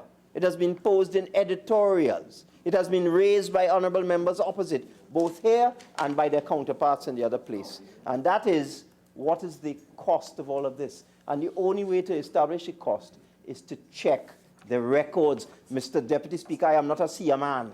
I am not a psychic. I cannot do calculations until I have an understanding, Mr. Deputy Speaker, of the quantum of total pension benefits paid to these categories of workers. I cannot determine the quantum of that will be affected by Clause 4B, Clause 5B, Clause 6B. I cannot determine the quantum unless I know the numbers of persons involved. I cannot determine the numbers of persons involved unless I ask the relevant department of the Ministry of Finance that pays these pensions, who are we talking about? So that the members opposite could jump high, could jump low. The fact of the matter is, they ask for these benefits and they shall receive them like anybody else. Let me just move on, Mr. Deputy Speaker. The fact of the matter is that the bill that was passed in this House, Mr. Deputy Speaker, received total support from the independent bench, Mr. Deputy Speaker. With respect to the deletion of Clause 7, I want to repeat the reason for deleting it is because of a certain principle espoused by Senator Choate in the other place, that the AG might find himself in a conflict of interest situation where he would receive information on confidential matters relating to police matters and then later on might have to be involved in some form of legal action against the person or defend a legal action. Somebody might want to file an action for wrongful arrest, and the Attorney General would have receipt of confidential information, which the police would not have wanted to give to the person. And that was the reason. There was very cogent arguments. That's why we took out 7. It had nothing to do with the leader of the opposition. It had nothing to do with the opposition. Nothing whatsoever with the opposition, Mr. Deputy Speaker. It was a sensible argument raised by an independent senator in the other place. And for that reason, the government has decided to delete this clause and to revisit. Mr. Deputy Speaker, it's hard, you know. Our approach is currently is just yapping away on this side. But the government has decided to do a comprehensive review of the Freedom of Information Act and come back looking at exemptions, whether they should exist or not, whether the central bank exemption that was done several years ago was relevant, and we will return to this Parliament in due course with a revised Freedom of Information Act based on the points made by the independent senators last night and other points made by other commentators inside and outside of this House. Mr. Deputy Speaker, the bottom line is that this legislation, this important legislation, which includes a tax amnesty, which includes exemption from NIS benefits, and includes enhanced pensions for people who have worked long and hard in the vineyard, Mr. Deputy Speaker. This bill was successfully passed in this House and was successfully passed in the other place. It is a true success story on the part of the government, a true success story. And what's bothering them, as I conclude, what's bothering them is that this bill had so much merit that one of their members, the member for Chaguanas West, voted with the government, with the clauses on principle, and has gone public and explained that there is a time to put aside politics, there's a time for politics, and there's a time for principle. All I can say, Mr. Deputy Speaker, that all is not lost. And at least one member of the Laventil UNC. West and Separia, please, not across the chamber. Laventil West and Separia, please, not across the chamber. In closing, Mr. Deputy Speaker, all I can say, all is not lost. Thank God that at least one member of the other side has decided to vote on principle and not engage in petty politics. I beg to move.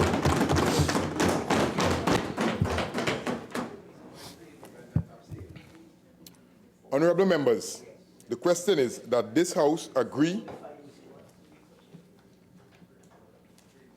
Honorable members, the question is that this House agree with the Senate in the amendments to the long title, clauses 1, clause 3, clause 4, clause 5, clause 6, clause 7, clause 8, and clause 9 of the miscellaneous provisions, tax amnesty, pensions, freedom of information, national insurance, central bank, companies and non-profit organizations bill 2019. All in favor say aye. Aye. Any against? No. The ayes have it.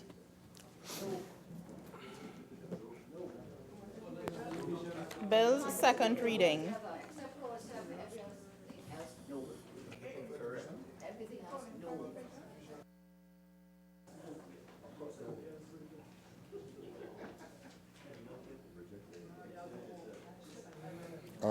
Chief Whip, just for the records, is there a call for? Sir, I would Member for Separia? Thank you. No, listen, it's just a simple question. I'm hearing, 1 second, Separia, 1 second.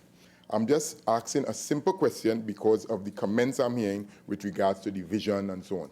So just for the records, I just want to be clear, as the Speaker in the chair, is there a call for division? Yes. Okay, Chief Whip, right. Clause by clause, please.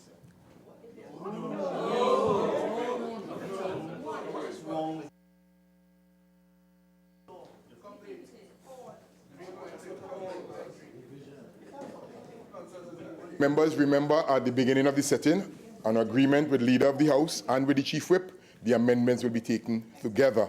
So based on the division, it will be a division based on the total amendment. Clerk, proceed. Mrs. Robinson Regis. Aye. Dr. Rowley. Yes. Mr. Imbert. Yes. Like Mr. the Young. 5 independents, I vote Yes. yes. Mr. Dial Singh. Yes. Mr. Hinds. Yes. Mr. Mitchell. Aye. Ms. Kojo. Aye. Mr. Garcia. Yes. Mrs. Critchlow Coburn. Aye. Mr. Dillon. Aye. Mrs. Webster Roy. Aye. Dr. Gadsby Dolly. Aye. Ms. McDonald. Yes. Dr. Francis. Yes. Mrs. Jennings Smith. Yes. Miss Oliver. Aye. Mr. Antoine. Yes. Mrs. Smith. Yes. Mr. Coffey. Yes. Mr. Lee. Except clause 7, no. Hold on. 1 second. 1 second. Hold on. Members, again, Chief Whip, you have made your statement, but I trust that the other members is just a vote yea or nay. I will prefer that as the Speaker. Mr. Lee. No, I said. Mrs. Prasad Bisasa. Except clause 7, no.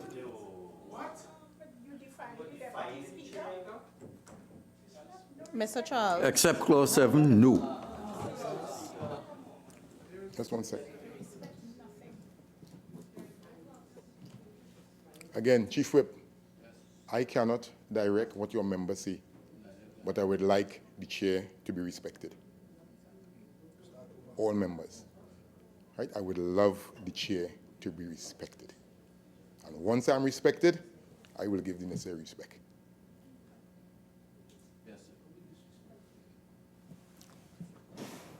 No, proceed from where we ended.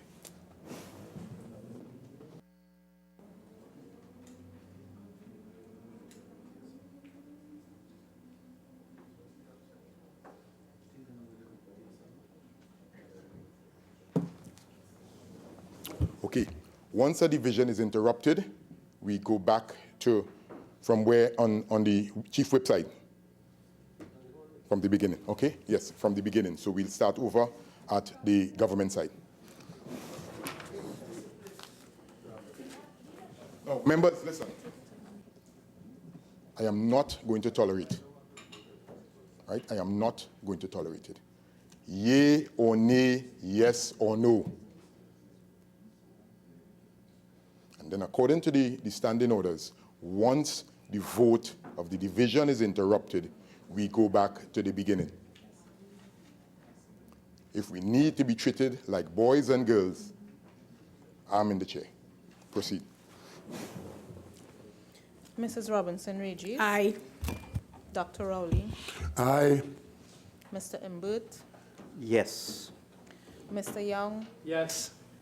Mr. Dial Singh. Yes. Mr. Hinds. Yes. Mr. Mitchell. Aye. Ms. Kujo. Aye. Mr. Garcia. Yes. Mrs. Critchlow Coburn. Aye. Mr. Dillon. Aye. Mrs. Webster Roy. Aye. Dr. Gadsby Dolly. Aye. Miss McDonald. Yes. Dr. Francis. Yes. Mrs. Jennings Smith. Yes. Miss Oliver. Aye. Mr. Antwine. Yes. Mr. Smith. Yes. Mr. Coffey. Yes. Mr. Lee. Abstain. Out of deference to the Speaker, Members, I abstain. want no comments. Out of respect to the Chair, I abstain. Members, 1 second. The voting consists of abstain, so I'll prefer just the word abstain. Please. Mr. Charles. Abstain. Dr. Rambajan. Abstain. Mr. Karim. Abstain. Dr. Tewarie. Abstain. Dr. Moonilal. Abstain. Dr. Gopi Singh. Abstain. Yes. Consistent. Mr. Indar Singh. Abstain. Mr. Ramadhar. Abstain. Silence on the government side. Mr. Padarath. Abstain. Dr. Bodo. Abstain. Ms. Ramdial. Abstain.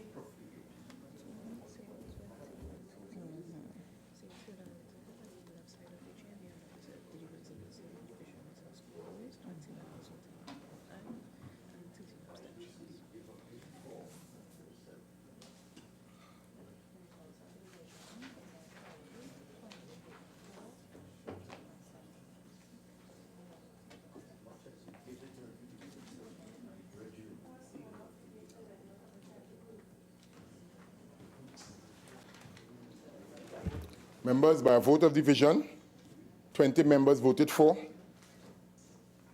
0 members voted against, and 13 members abstained. The vote is carried.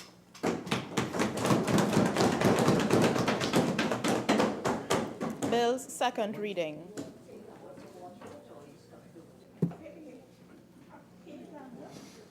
Members, honorable members, again, when I sit in this chair as the Deputy Speaker, I am not considered a member. I am not going to tolerate any indiscipline with regards to this chair. It's a simple process, and I, as the Speaker, really do not like the idea of having to treat my colleagues based on yea, nay, abstain, yes, no, as the case may be. It don't sit right from sitting here. I felt I should just say that. Proceed. Minister in the Ministry of the Attorney General. Thank you very much, Mr. Deputy Speaker. Mr. Deputy Speaker, I beg to move that a bill entitled An Act to Validate the Constitution of Licensing Committees established under Section 5 of the Liquor Licenses Act, Chapter 8410, as well as the grant, transfer, renewal of licenses, and all other acts and omissions by licensing committees and for related matters be now read a second time. Mr. Deputy Speaker, the Liquor Licenses Act, which is of course an act of Parliament, Chapter 8410, was established by Act number 27 of 1955. It has been, since its establishment, been amended some 25 times, and lastly so in 2015. Under this act, Mr. Deputy Speaker, it relates to, articulates with several other laws, and there's an obligation brought over, Mr. Deputy Speaker, from our pre-independence experience for the magistrate sitting in magisterial districts and in Tobago to sit as chairperson on these licensing committees established under that act.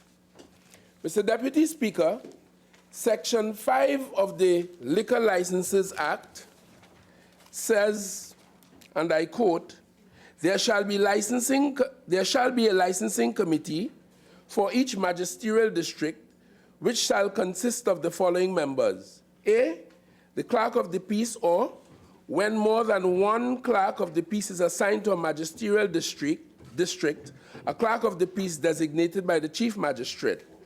B, one person or his alternate nominated by the Tobago House of Assembly in the case of Tobago, or the municipal corporation of the municipality in which the magistrate's court is located. And C, one person nominated by the minister in consultation with the local business associations or his alternate. And Mr. Deputy Speaker, back in 2011, the then Minister of Legal Affairs, the Honorable Prakash Ramadhar, who is still here with us, brought a policy paper to the attention of the national community, identifying that the magisterial time and its use was critical.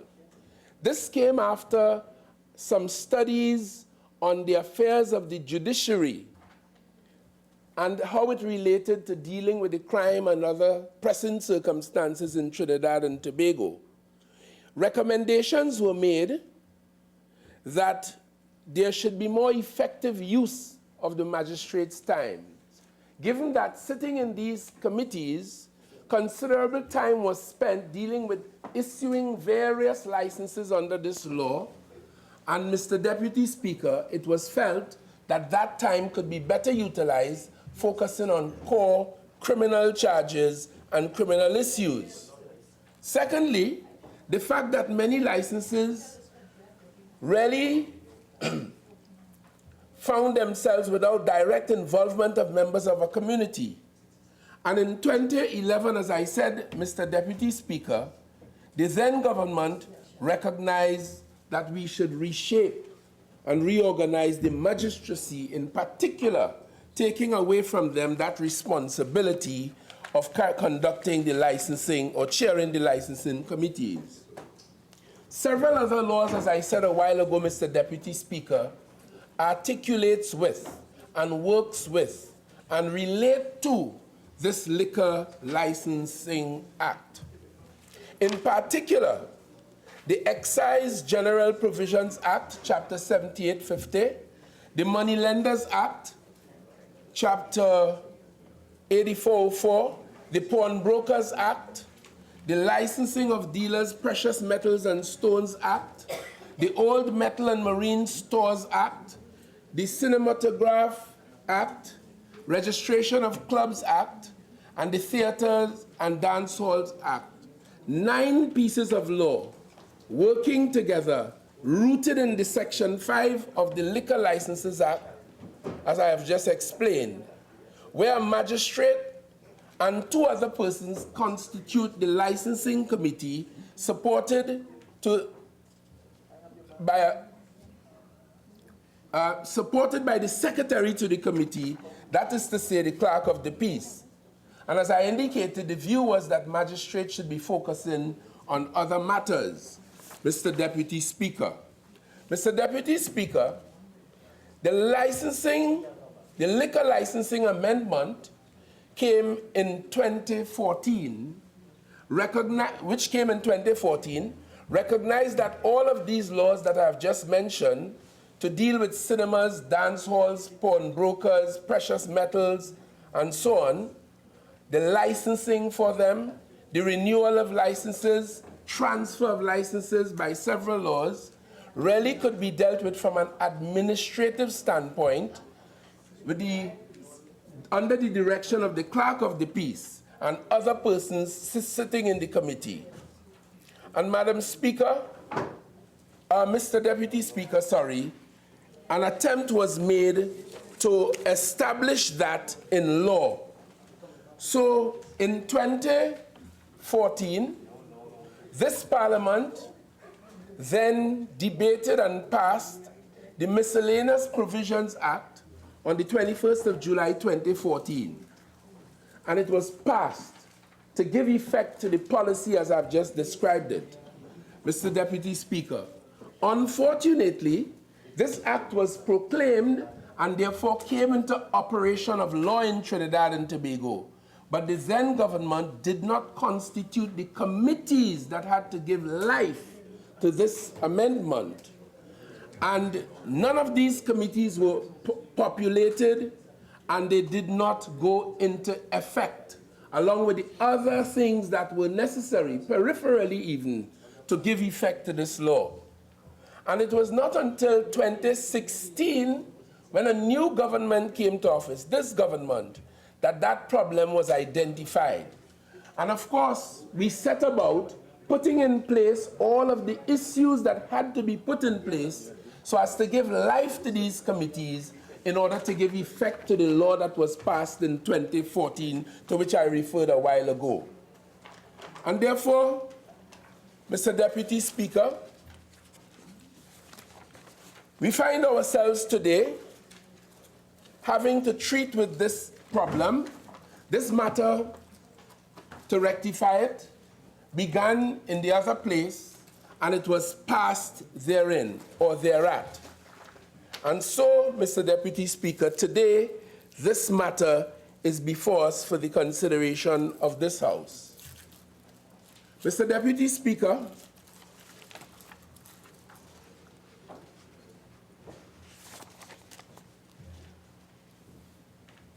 we had a number of things to do in order to give life to this, and we set about doing just that. Mr. Deputy Speaker, as I indicated, there are 9 other laws which we have identified touching and concerning this Liquor Licensing Act.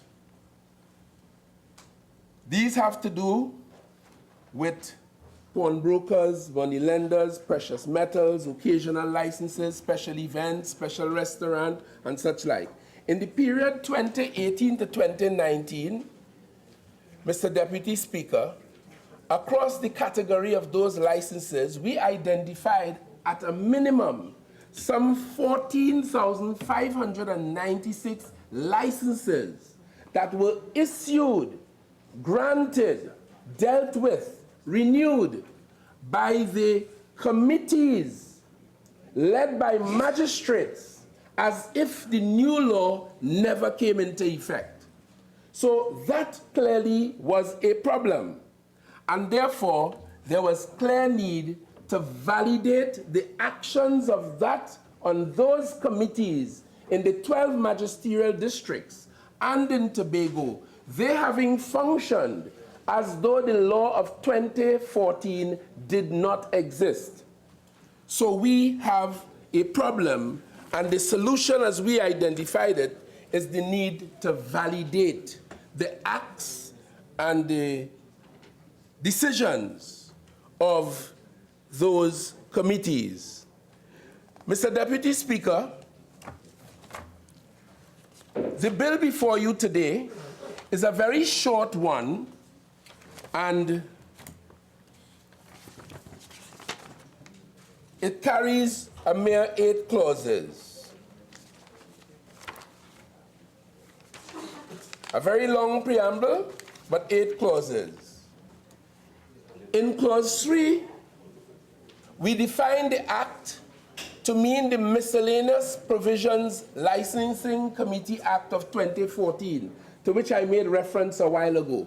That was the law, Mr. Deputy Speaker, that was amended and passed, which amended the Liquor Licensing Act and passed, which was never given life to, which was never effected since 2014. The licensing committee means the licensing committee constituted pursuant to the Liquor Licensing Act prior to coming into force of the Act. The specified period that I will make reference to, Mr. Deputy Speaker, by way of our definition, means the period commencing on the 21st of July 2014 and which will end on the commencement of this Act, this bill, when it becomes an act or the law of Trinidad and Tobago. And let me go then to clause 4, which says, and this is the validation provision, validating the constitution of the licensing committee. And it says, Mr. Deputy Speaker, a licensing committee constituted during the specified period, that is to say, July the 21st, 2014, to the date of the commencement of this law, this new law, is deemed to be lawful and valid to the extent that it would have been lawful and valid had the Act, meaning the 2014 Act, did not come into force. So what we are doing here, Mr. Deputy Speaker, is validating, as I indicated earlier, all of the acts and decisions and omissions and proceedings of licensing committees after 2014, when that Act came into force. Clause 5, so we have, in clause 4, we are attempting here to validate the licensing committee. But in clause 5, we are attempting to validate, we are proposing validation of the acts, decisions, omissions, and proceedings. And it reads as follows, clause 5, an act, decision, omission, or proceeding of a licensing committee done, taken, made, or conducted during the specified period is deemed to be lawful and valid to the extent that the act, decision, omission, or proceeding would have been lawful and valid had the Act not come into force. Clause 6, we are attempting in this clause to validate any determination or finding or order of the court. And it says in clause 6, an order or determination made by a court during the specified period, meaning from July the 21st, 2014, to the passage of this Act, and it being given effect,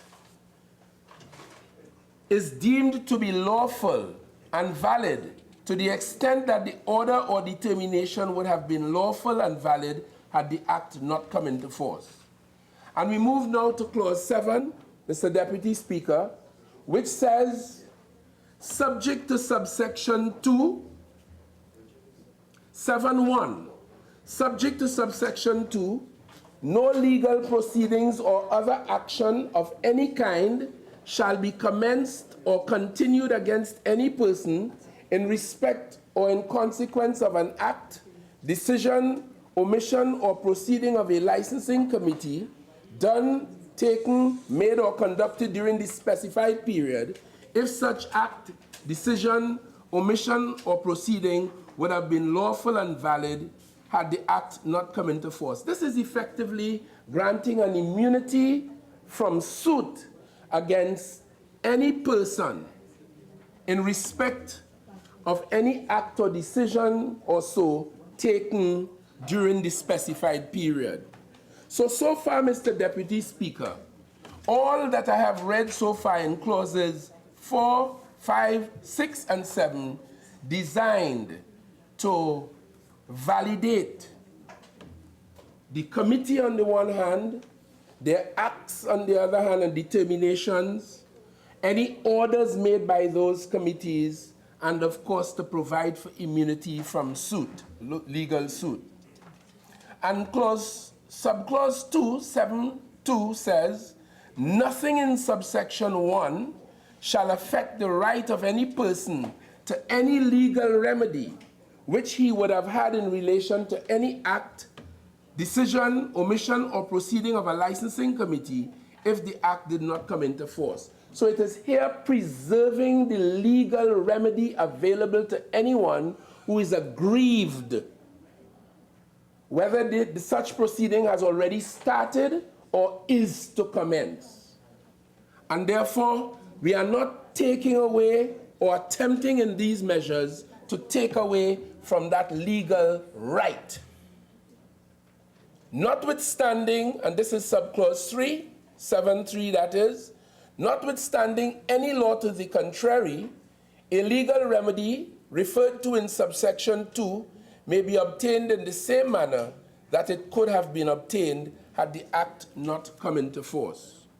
And of course, I proceed swiftly, Mr. Deputy Speaker, to the final clause in this bill, which is clause 8, which says, any proceedings commenced during the specified period, I alluded to that a while ago, pursuant to the Liquor Licenses Act, which would have been lawfully and validly commenced if the act had not come into force, may be continued and dealt with under the Liquor Licenses Act as if the act had come into force. Mr. Deputy Speaker, these are the measures, as I have quoted them, that we propose in this bill. Mr. Deputy Speaker, they immediately raise certain issues which I shall attempt to address. For one thing, Mr. Deputy Speaker, the measures that we have before us today would require a special. They are inconsistent with the Constitution and therefore will require a majority vote. The reason for that, Mr. Deputy Speaker, is that at clause 7, as I read it a while ago, it denies someone the opportunity to sue on the basis that the committee was ultra vires, because we are here validating all that was done, including the committee itself. So clause 7 of the bill, providing immunity from suit under the Liquor Licensing Act, interferes with the section 5(2)(e) right in the Constitution. And Mr. Deputy Speaker, it is for that reason that these measures, or this measure, will require a 3/5 majority. There's another issue that was raised in the other place, and no doubt might be raised here this afternoon if I do not now address it, is the general question of the constitutionality of this measure, or these measures. Mr. Deputy Speaker, there are those who expressed the view and may express the view that since these committees acted in quasi-judicial function, Mr. Deputy Speaker, the question arose and will arise whether this Parliament, acting today in an attempt to validate acts and omissions and proceedings of a time past, whether it is proper and right, whether it is constitutional to validate judicial decisions. Mr. Deputy Speaker, this is what I should now address. What are the tests of constitutionality? Within the meaning of Section 13(2) of our Constitution, it is expected that the measure, and these are all well articulated in 1,001 cases decided by our Court of Appeal and our highest court, which still is, on account of the conduct of those on the other side, the Privy Council. Just in passing, my colleagues on the other side fully supported full ascension to the full jurisdiction of the Caribbean Court of Justice at one time, and in their usual manner, changed course along the way. So for the time being, we still have to work with the Privy Council. And Mr. Deputy Speaker, in interpreting Section 13(2) of our Constitution, whether it is in the Northern Construction case, Maraj and the AG, the De Freitas case, the Oaks case, the Francis case, and many others, the court has signaled, has identified, has laid down that you have to demonstrate that the measure you are now trying to effect, while it may be on the face of it or it may be inconsistent with the Constitution, it is permissible, as the very Constitution allows, if there is clearly and established clearly a legitimate aim.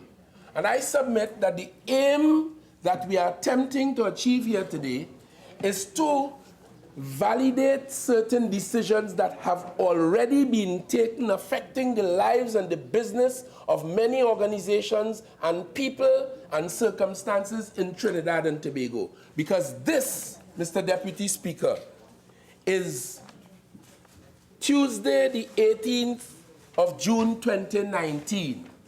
The problem arose since July the 21st, 2014, when an amendment to the Liquor Licensing Act was moved and passed and proclaimed. And the committees that should have given life to it were not administratively affected by those who had responsibility at that time. And the old structures continued making these decisions, serving the people of Trinidad and Tobago. Many of these things are truly historic. They are gone. Events are gone. It's all a matter of history. But from a strict legal and even constitutional point, they now require validation. And therefore, there is a very legitimate aim, which is to lay right that which would have been laid wrong. A very legitimate aim. And we are confident that the courts of Trinidad and Tobago and the Privy Council will be satisfied that that is indeed a legitimate aim. Secondly, Mr. Deputy Speaker, the principles as laid down in the cases that I've identified by the Privy Council and our Court of Appeal, they want to be sure, or we must be sure, that the measures that we propose, as I have proposed them to the House today in 8 short clauses, are rationally, and I'm using my words, rationally, reasonably, logically rooted in the measures that we propose. So I've argued that it is legitimate, but in the proposal for a solution, it has to be rooted in that legitimate aim. And I am confident that the 8 clauses I've just spent a little time elucidating upon are indeed rooted in the very legitimate aim of setting right that which was laid wrong since 2014. And therefore, again, we are confident as a government that it is rationally rooted. And thirdly, the courts have laid down in those cases that the measures that you offer by way of solution must equate, they must match the problem and the legitimate aim that you are trying to achieve. It shouldn't go beyond that. You should do only that which was strictly necessary, if I can put it in that term. In legal terms, it is called proportionality. And therefore, Mr. Speaker, nothing I have read in these 8 clauses appear to us to be disproportional. And as I engage my colleagues on the other side and offer them a solution to Trinidad and Tobago problem, one that we face, we share, not this side and that side. This is a national issue, and we are all affected by it. And we are here to fix it in a mature and systematic and admirable manner today. So it is proportional, and all of this against the background of the observation of the Constitution in Section 13, adumbrated and articulated by courts in the cases I've identified over and over and over. All of this in accordance and in keeping with a society that has respect for the rule of law in this civilized democratic society. Yes, indeed. Could you indicate to this honorable chamber when it came to this government's, your government's attention that the committees were not properly constituted? Well, I went to the office of the Attorney General and Legal Affairs about a year and a half, I think, or so ago. So I don't know what transpired before that. But what I do know is from the time I got there, I have noticed the Honorable Attorney General, young and bright and beautiful as he is, working constantly and tirelessly on all aspects of law and the Constitution, in particular the criminal justice system in Trinidad and Tobago, improving the fabric bit by bit by bit. Whether it is in terms of could you just answer the your question, I'm answering. In other words, I'm submitting to you, Honorable Member for St. Augustine, we have wasted absolutely no time since we came to this. And we have achieved much. And as we go along the platform and we identify issues, as we have identified this... Honorable Member, again, direct the chair. I'm so sorry. Direct the chair. I'm so sorry. Identifying a matter, a mess that was created in 2014. I don't know who wants to take responsibility for it. I cast no blame. But I cannot deny that we are talking about July the 21st, 2014. And we are here today to sort it out. And I just want to comfort my friend, and he can look on the evidence. Look at our legislative agenda. Look at how much we have accomplished, whether it is establishing a criminal division in the court, a family division, oh my God, increasing judges by about 57%. We have done so much. I am proud. I am proud. And in addition to that, we come to clean up a little mess that was created in 2014 here today. So let us not trouble ourselves with that too much. Let us not trouble ourselves. So, Mr. Deputy Speaker, I think the question of constitutionality is pretty well settled. And as I indicated earlier, Clause 7 of this bill, these measures actually preserves the right of individuals to seek redress if they had any reason so to do.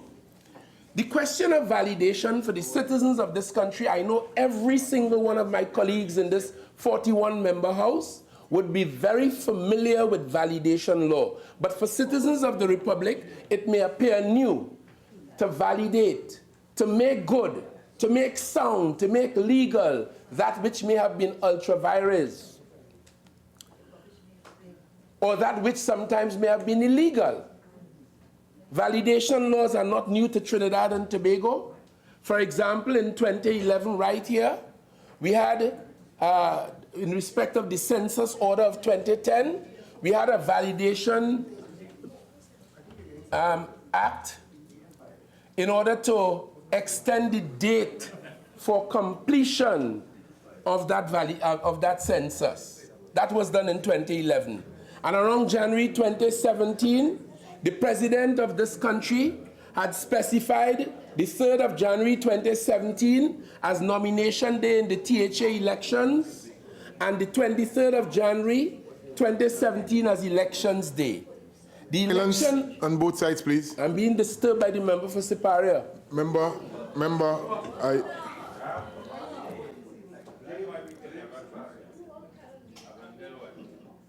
Proceed, member. Silence Thank you on very both much. sides. The election writ was provided for the election to be staged within 21 days. And as they counted back, there was a bit of a miscount, and we found ourselves as a nation having to pass validation law in order to make good that issue.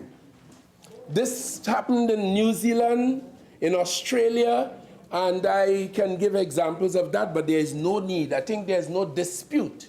There's no disagreement that validation law is not a strange thing. And among the functions of a parliament is what we call the curative function. When we discover any lacunae, when we discover any need for validation, as we do on this occasion, we can easily do that, and many countries of the world have done that. So we are here today with a validation law.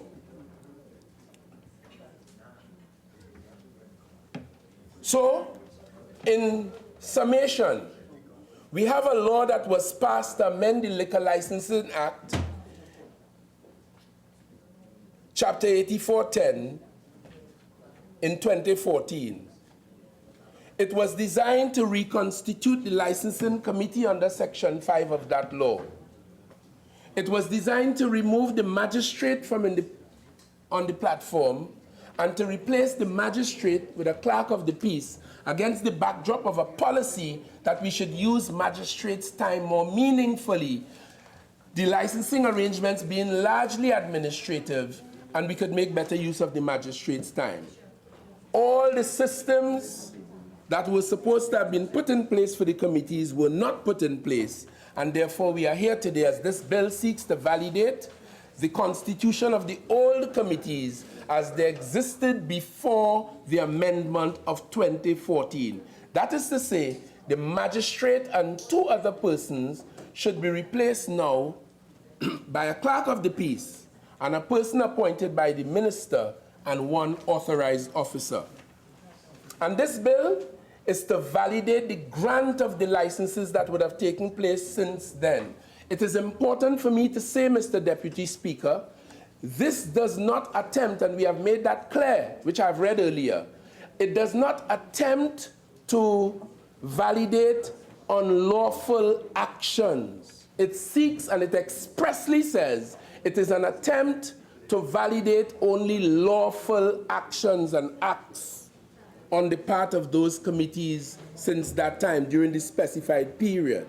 And as I indicated ad nauseum earlier, it does not remove the right of any aggrieved person to seek redress in other forms. And of course, this bill is also designed to validate all other acts, meaning peripheral matters, apart from the committee itself, apart from the orders and so on. It is designed as well to validate all other acts. So, Mr. Deputy Speaker, I don't think there's much else useful to be said. I would like to commend these matters to the House, matters with which my colleagues on the other side are quite familiar. They having done the amendment in 2014 of which I spoke, they having become aware since then of the problem of which I spoke, they having heard me elucidate on the legitimate aim, on the proportionality, on its rational rootedness in that legitimate aim, and they having understood the social impact of all that has happened since July the 21st, 2014, and they having understood, as former ministers of government and long-standing members of parliament, the importance of setting these matters right. And with that said, I would like to commend these matters to my colleagues in this House for safe and swift passage in order that we could continue the good governance and the conduct of the business of the people of Trinidad and Tobago. I beg to move.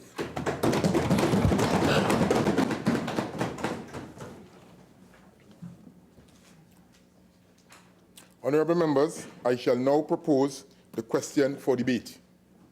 The question is that a bill entitled an act to validate the constitution of licensing committees established under Section 5 of the Liquor License Act, Chapter 8410, as well as the grant, transfer, and renewal of licenses and all other acts and omissions by licensing committees and for related matters be now read a second time. I recognize the member for St. Augustine. Thank you very much, Mr. Deputy Speaker.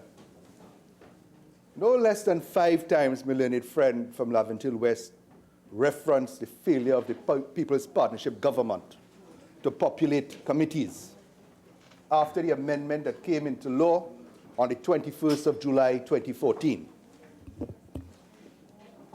Nothing, Mr. Deputy Speaker, could be further from the truth.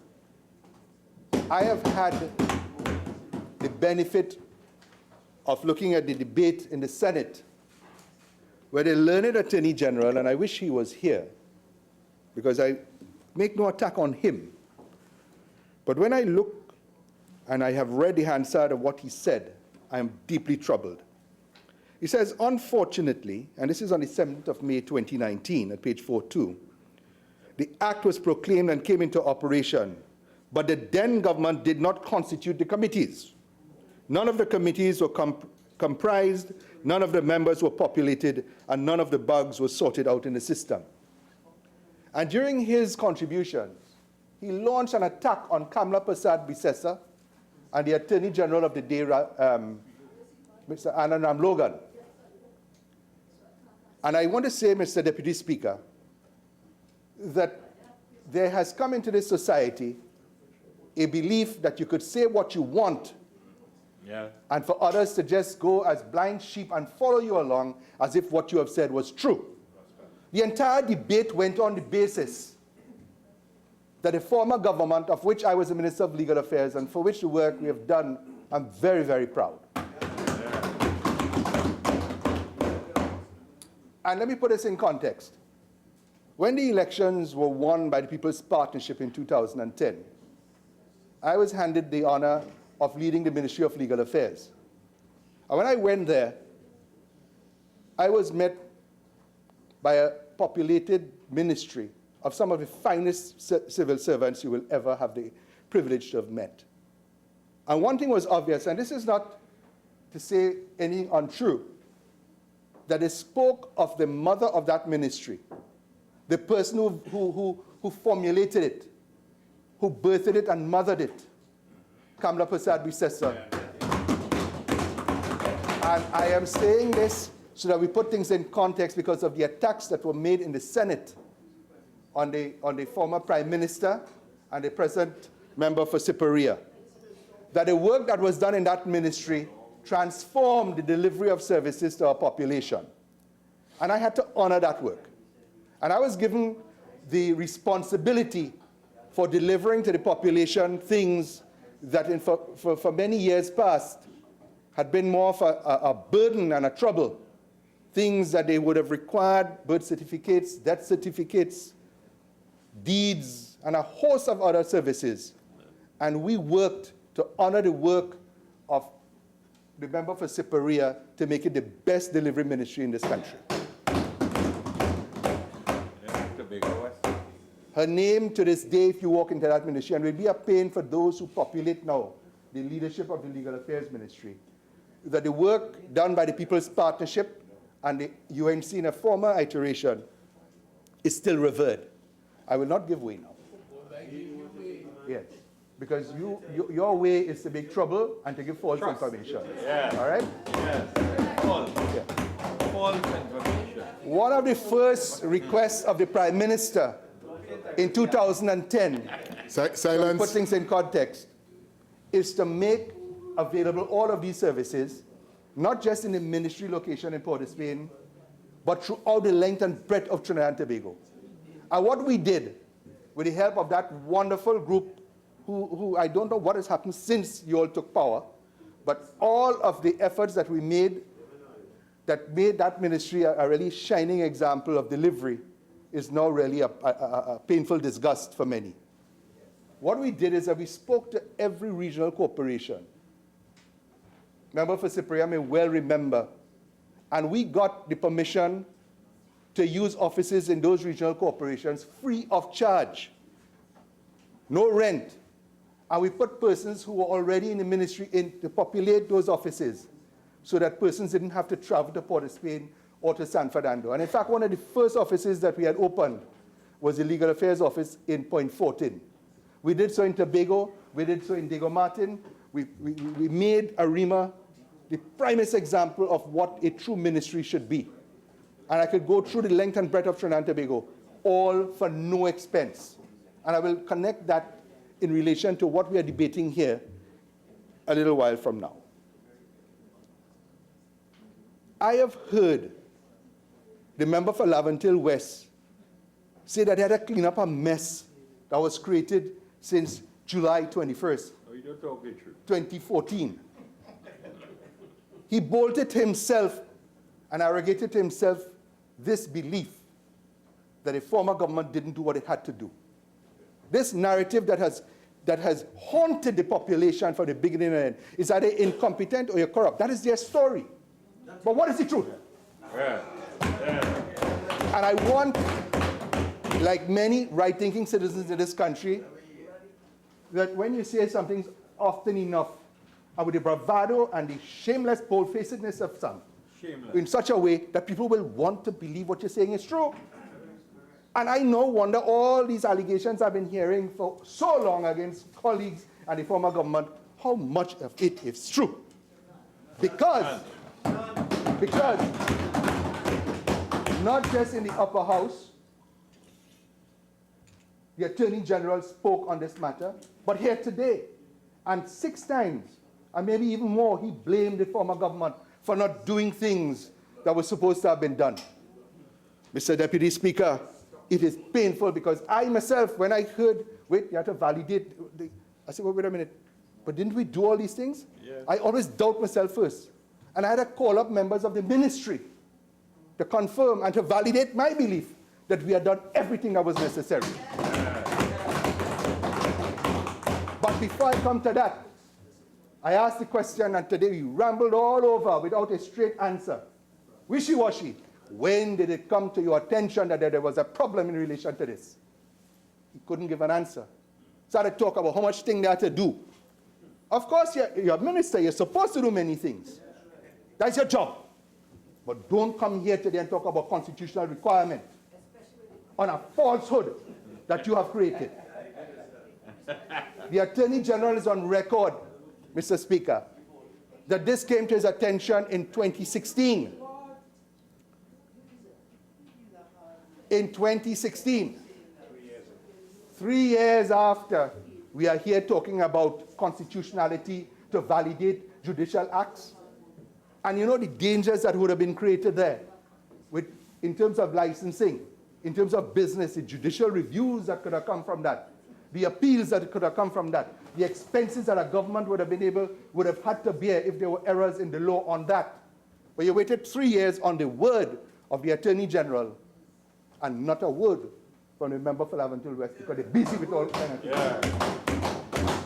Let me tell you what really happened, and I'm not going to be long, and please do not judge what I am about to say by the shortness of the delivery as to the gravity of what I'm about to say.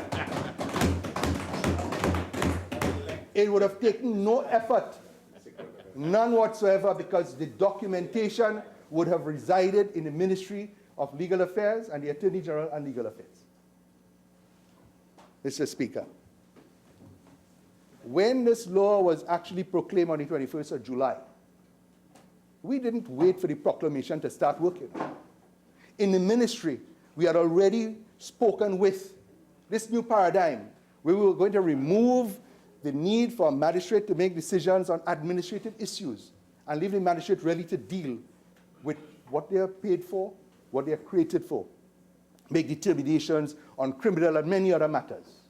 We thought if there was no objection to any of these licenses, we had fulfilled all the requirements, for instance, of local government, of the Ministry of Planning, of Fire, and of Health, and so. Once all those approvals were there, it would become an administrative act. And you just go and pay and you get your license. If there were objections, for instance, with bars, where there might be traffic issues, noise issues, nuisances, and of that sort.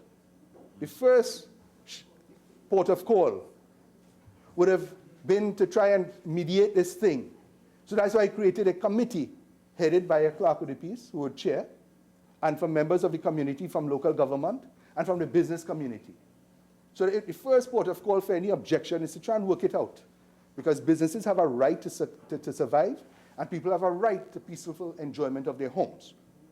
If, for instance, that could not have occurred, then and only then would it have gone to a magistrate for ultimate determination. And that was good law. And in that amendment also what we did is that we expanded the ability to object to licenses. I'm a friend from San Fernando East, will know a well-known establishment in South that I had the privilege of representing last year and this year on similar matters, where the expanded issues of nuisance was actually put into play.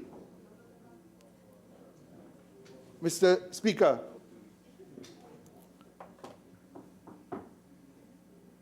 I have in my possession,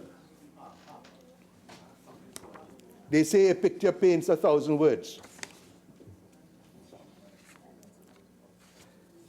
I'm not going to bandy it about, but I'll make it available to the media, of the Honorable Chief Justice. Yeah. You said it, so please. All right?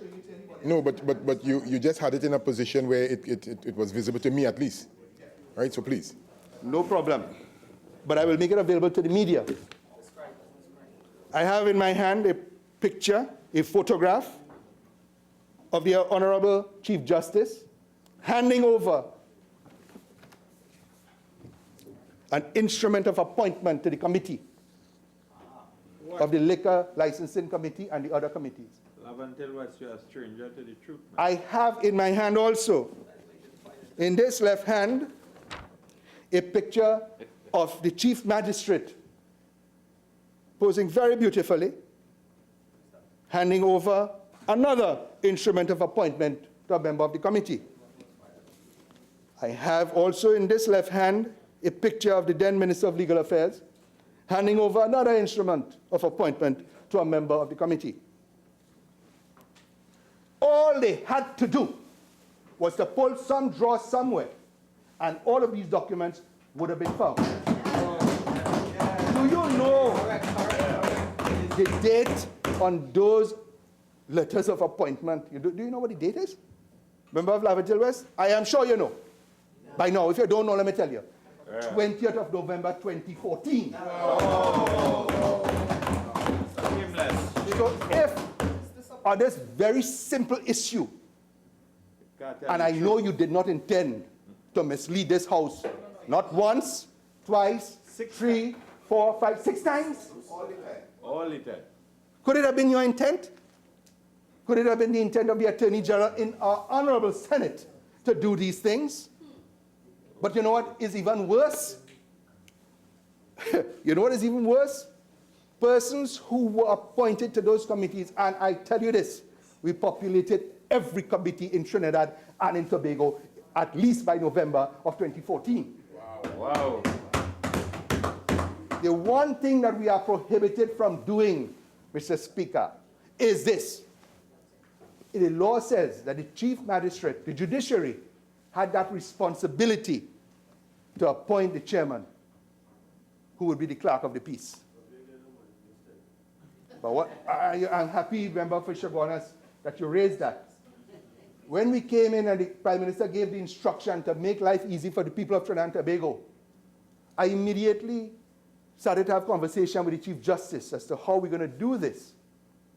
And do you know how long it took for the judiciary to agree to this very useful and helpful time-saving effort? A minimum of 2 years. And I couldn't understand why, because we wanted to save time to let the judiciary do the work of criminal justice and other things.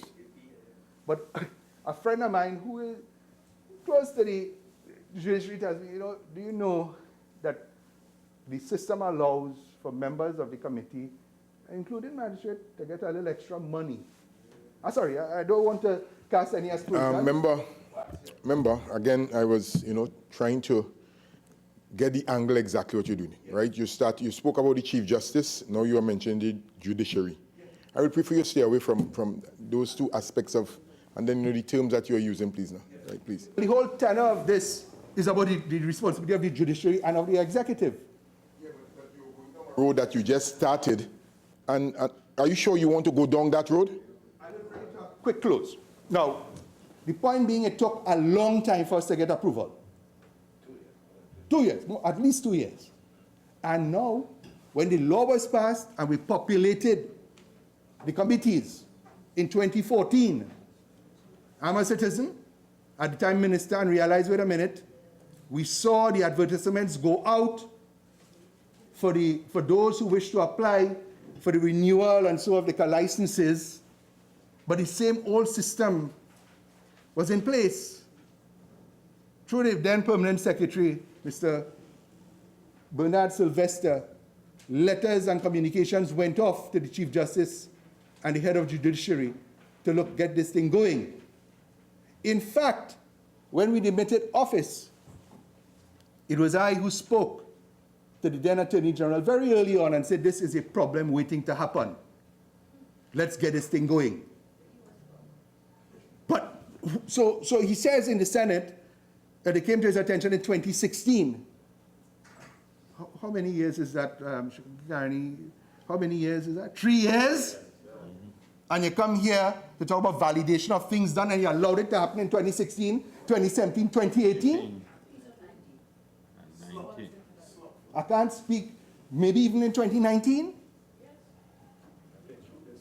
But then want us to heap all the blame on the former administration and talk how you're too busy to do what you had to do? So I apologize to all those who I may have negative thoughts about because of all this propaganda here over and over that I may have started to believe a lot of the falsehoods. I don't know in this country of fake news now what is real and what is not, when there's evidence, a preponderance of it. And I was making the point, what is even more atrocious is that members of the community who had been appointed to this, or these committees throughout the length and breadth, and we hosted an event at Campo Restaurant and delivered instruments to most of them. It was a very rainy evening, and some did not come, but within a week or two, they were all handed or all delivered to, since at least November of 2014. Well done. Lavendel was wrong. And the reason I raised the money issue is this. Do you know? Because when the partnership government held office, there was a kind of knowledge that the partnership was about people and the government caring for the people. And you know what? The people started to care for its government. But then the election had come, of course, and that propaganda, and we pay a price for it, for whatever reason. Do you know, not a single member of those committees, pause, members of the press, asked for a single cent?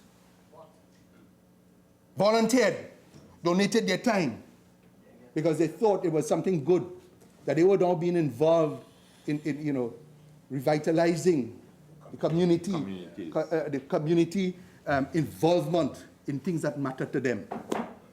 And we were able to do that. We did not have to wait to go through, what shall I say, bureaucratic red knots to get to that. We called and spoke to people like we did when we opened those 14 offices throughout the length and breadth of this country. So don't tell me you knew since 2016 and did nothing about it, or then to bring law since 2018 and debate it up to last month and then come here and not speak about the fact. This is the fact that those committees were populated in 2014. Do you know, Mr. Speaker, and I had the good fortune, these photographs, and it showed up one fella in particular who might be well known, a man who has dedicated his life to the service of the population.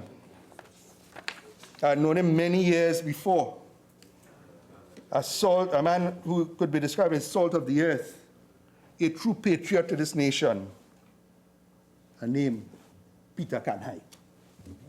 You all know that name? This is in 2014. Donated his time, free of charge. And he too, and we have the photograph, I will not show it to anybody, unless this guy wants to see it, of he being handed his instrument. I've seen it very clearly. That's the man himself, November 2014. Why this is interesting is this.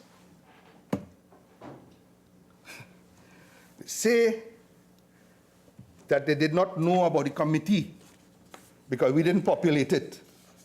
But I was able to communicate with the ever-helpful Mr. Kanhai late last night because he was busy doing some work down, I think, in Hoover South.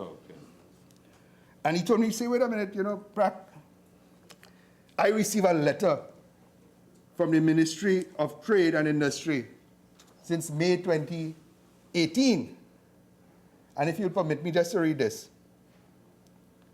Member for Siparia, I think you should pay some attention to this, please. It says, and I shan't read the entire thing. This is the third paragraph of the letter.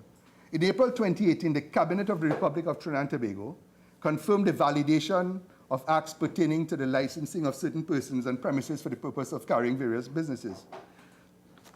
This pertains to the reconstitution of the liquor licensing committees. The very person who was in the original committee, you are reconstituting with the very people that were there already. So it raises grave concerns that you did not know that the committee already existed. You're reconstituting like it was juice. It's a chaotic government, man. Sugar-free though. And then Incompetent. another letter dated 30th day of April. The Attorney General, I beg of your pardon, 2018. The Attorney General, in accordance with the provisions of Section 5 of the Liquor Licensing Act, Chapter 8410, has been pleased to appoint you, Peter Kanhai, a member of the Liquor Licensing Committee for the Licensing District of Tunapuna. April 2018. How come, of all the people in the world, you choose the chairman of the UNC to reconstitute? That was coincidental, or that you knew? And I'm not blaming the Attorney General. I have great love and respect for the man. I think it is somebody somewhere in that ministry giving them bad information. It can't be otherwise. It cannot be otherwise. I cannot imagine an Attorney General being given information about these committees, and then saying something. I cannot imagine that. It had. But somebody gave him wrong information. Raventil West, you had any help in this? Yes, his intent is not always. Who misled the man to go into the Senate, and you come here today, you and all in this? Yes. Who is doing this? And what else have they done? What else will they do? I don't know. I trust it. Cannot trust them. Mr. Speaker, what else will they do? And, nobody wants to speak about the judiciary and that sort of thing, so I will not. But I want to just, as I take my seat, what, you're reconstituting something? Oh, yeah. Yeah. That here we are, called to really clean up a mess created by, I shan't name who, but what I will tell you, that it wasn't anybody on the side. Yeah.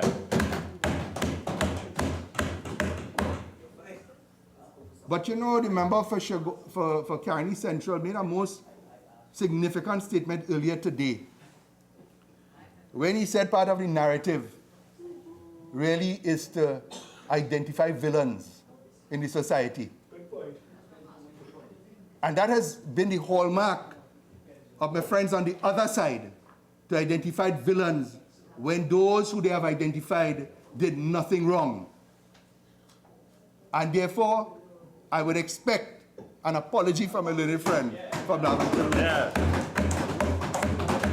And certainly, when you inform the learned Attorney General when he returns, I know he as a gentleman, too, will openly apologize to me as Minister of Legal Affairs and the Ministry of Legal Affairs and the administration of Kamla Prasad recess of 2010 to 2015 for the atrocity of misinformation that you've loaded on our heads.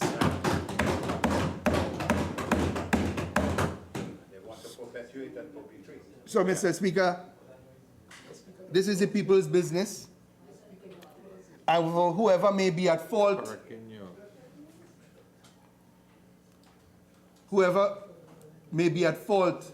once again, the opposition is called upon to help rescue this nation.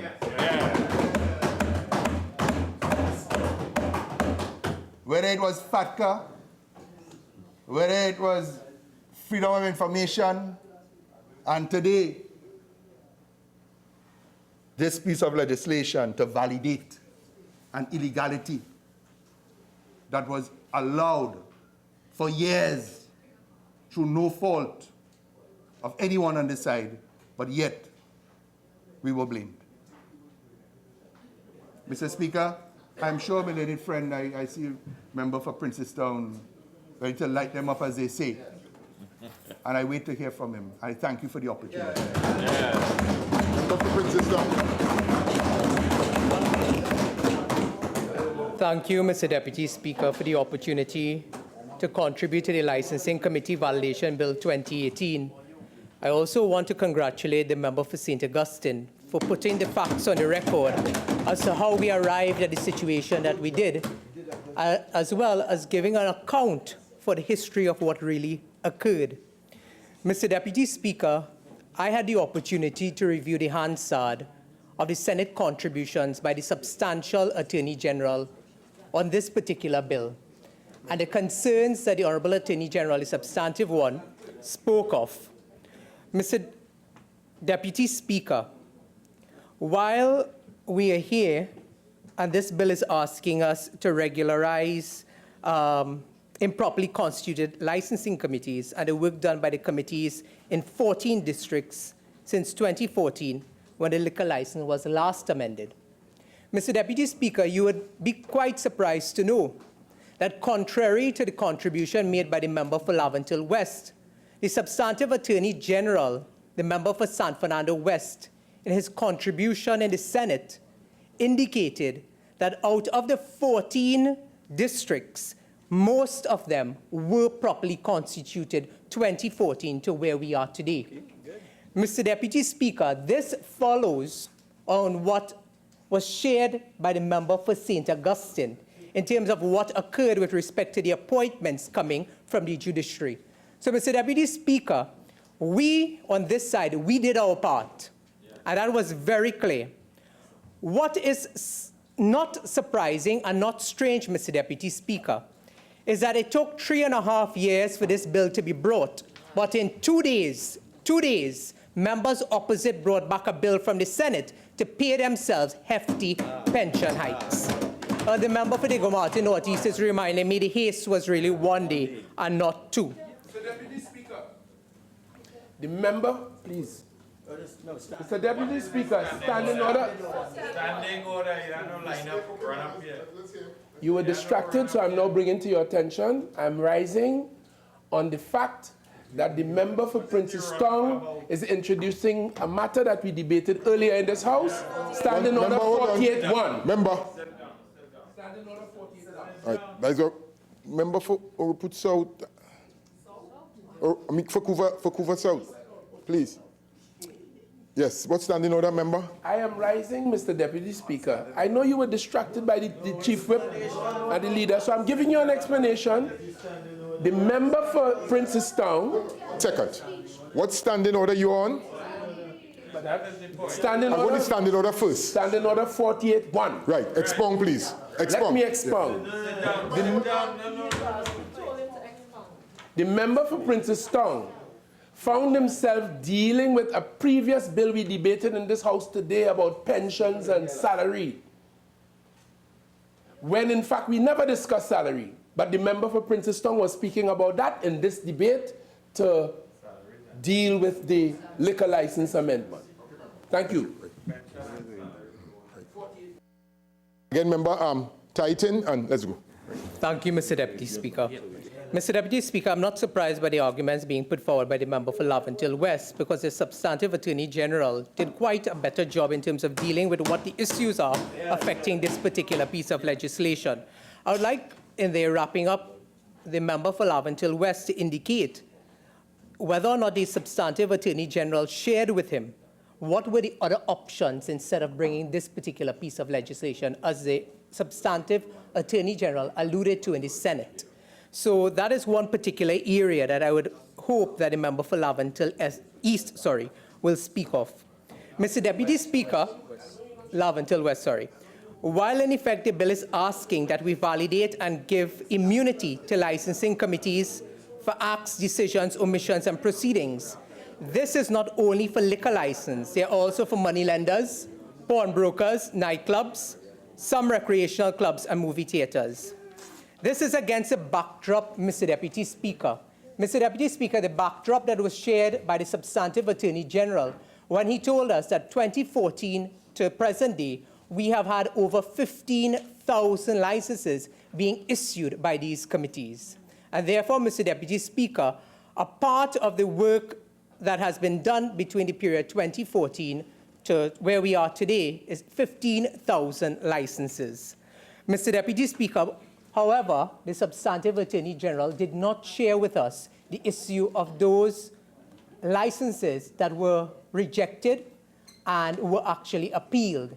And Mr. Deputy Speaker, if we were to do a comparison in terms of the validation of the licensing committee, and we look at the UK model, you will see that in the UK model that there's actually a subcommittee of the committee that deals with the issue of appeals. And therefore, this is something I was also hoping that the substantive Attorney General, the member for San Fernando West, would have been able to address, because the honourable member, together with the member for Laventille West, gave us a long song and dance in terms of what government is trying to implement with respect to speeding up the criminal justice system and the courts and so on.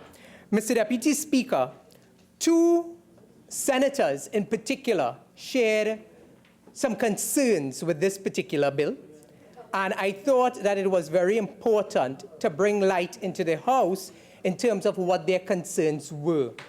And those senators were Senator Vieira and Senator Varma Diyal Singh. And Mr. Deputy Speaker, this may very well be one of the most important pieces of legislation that this administration brings.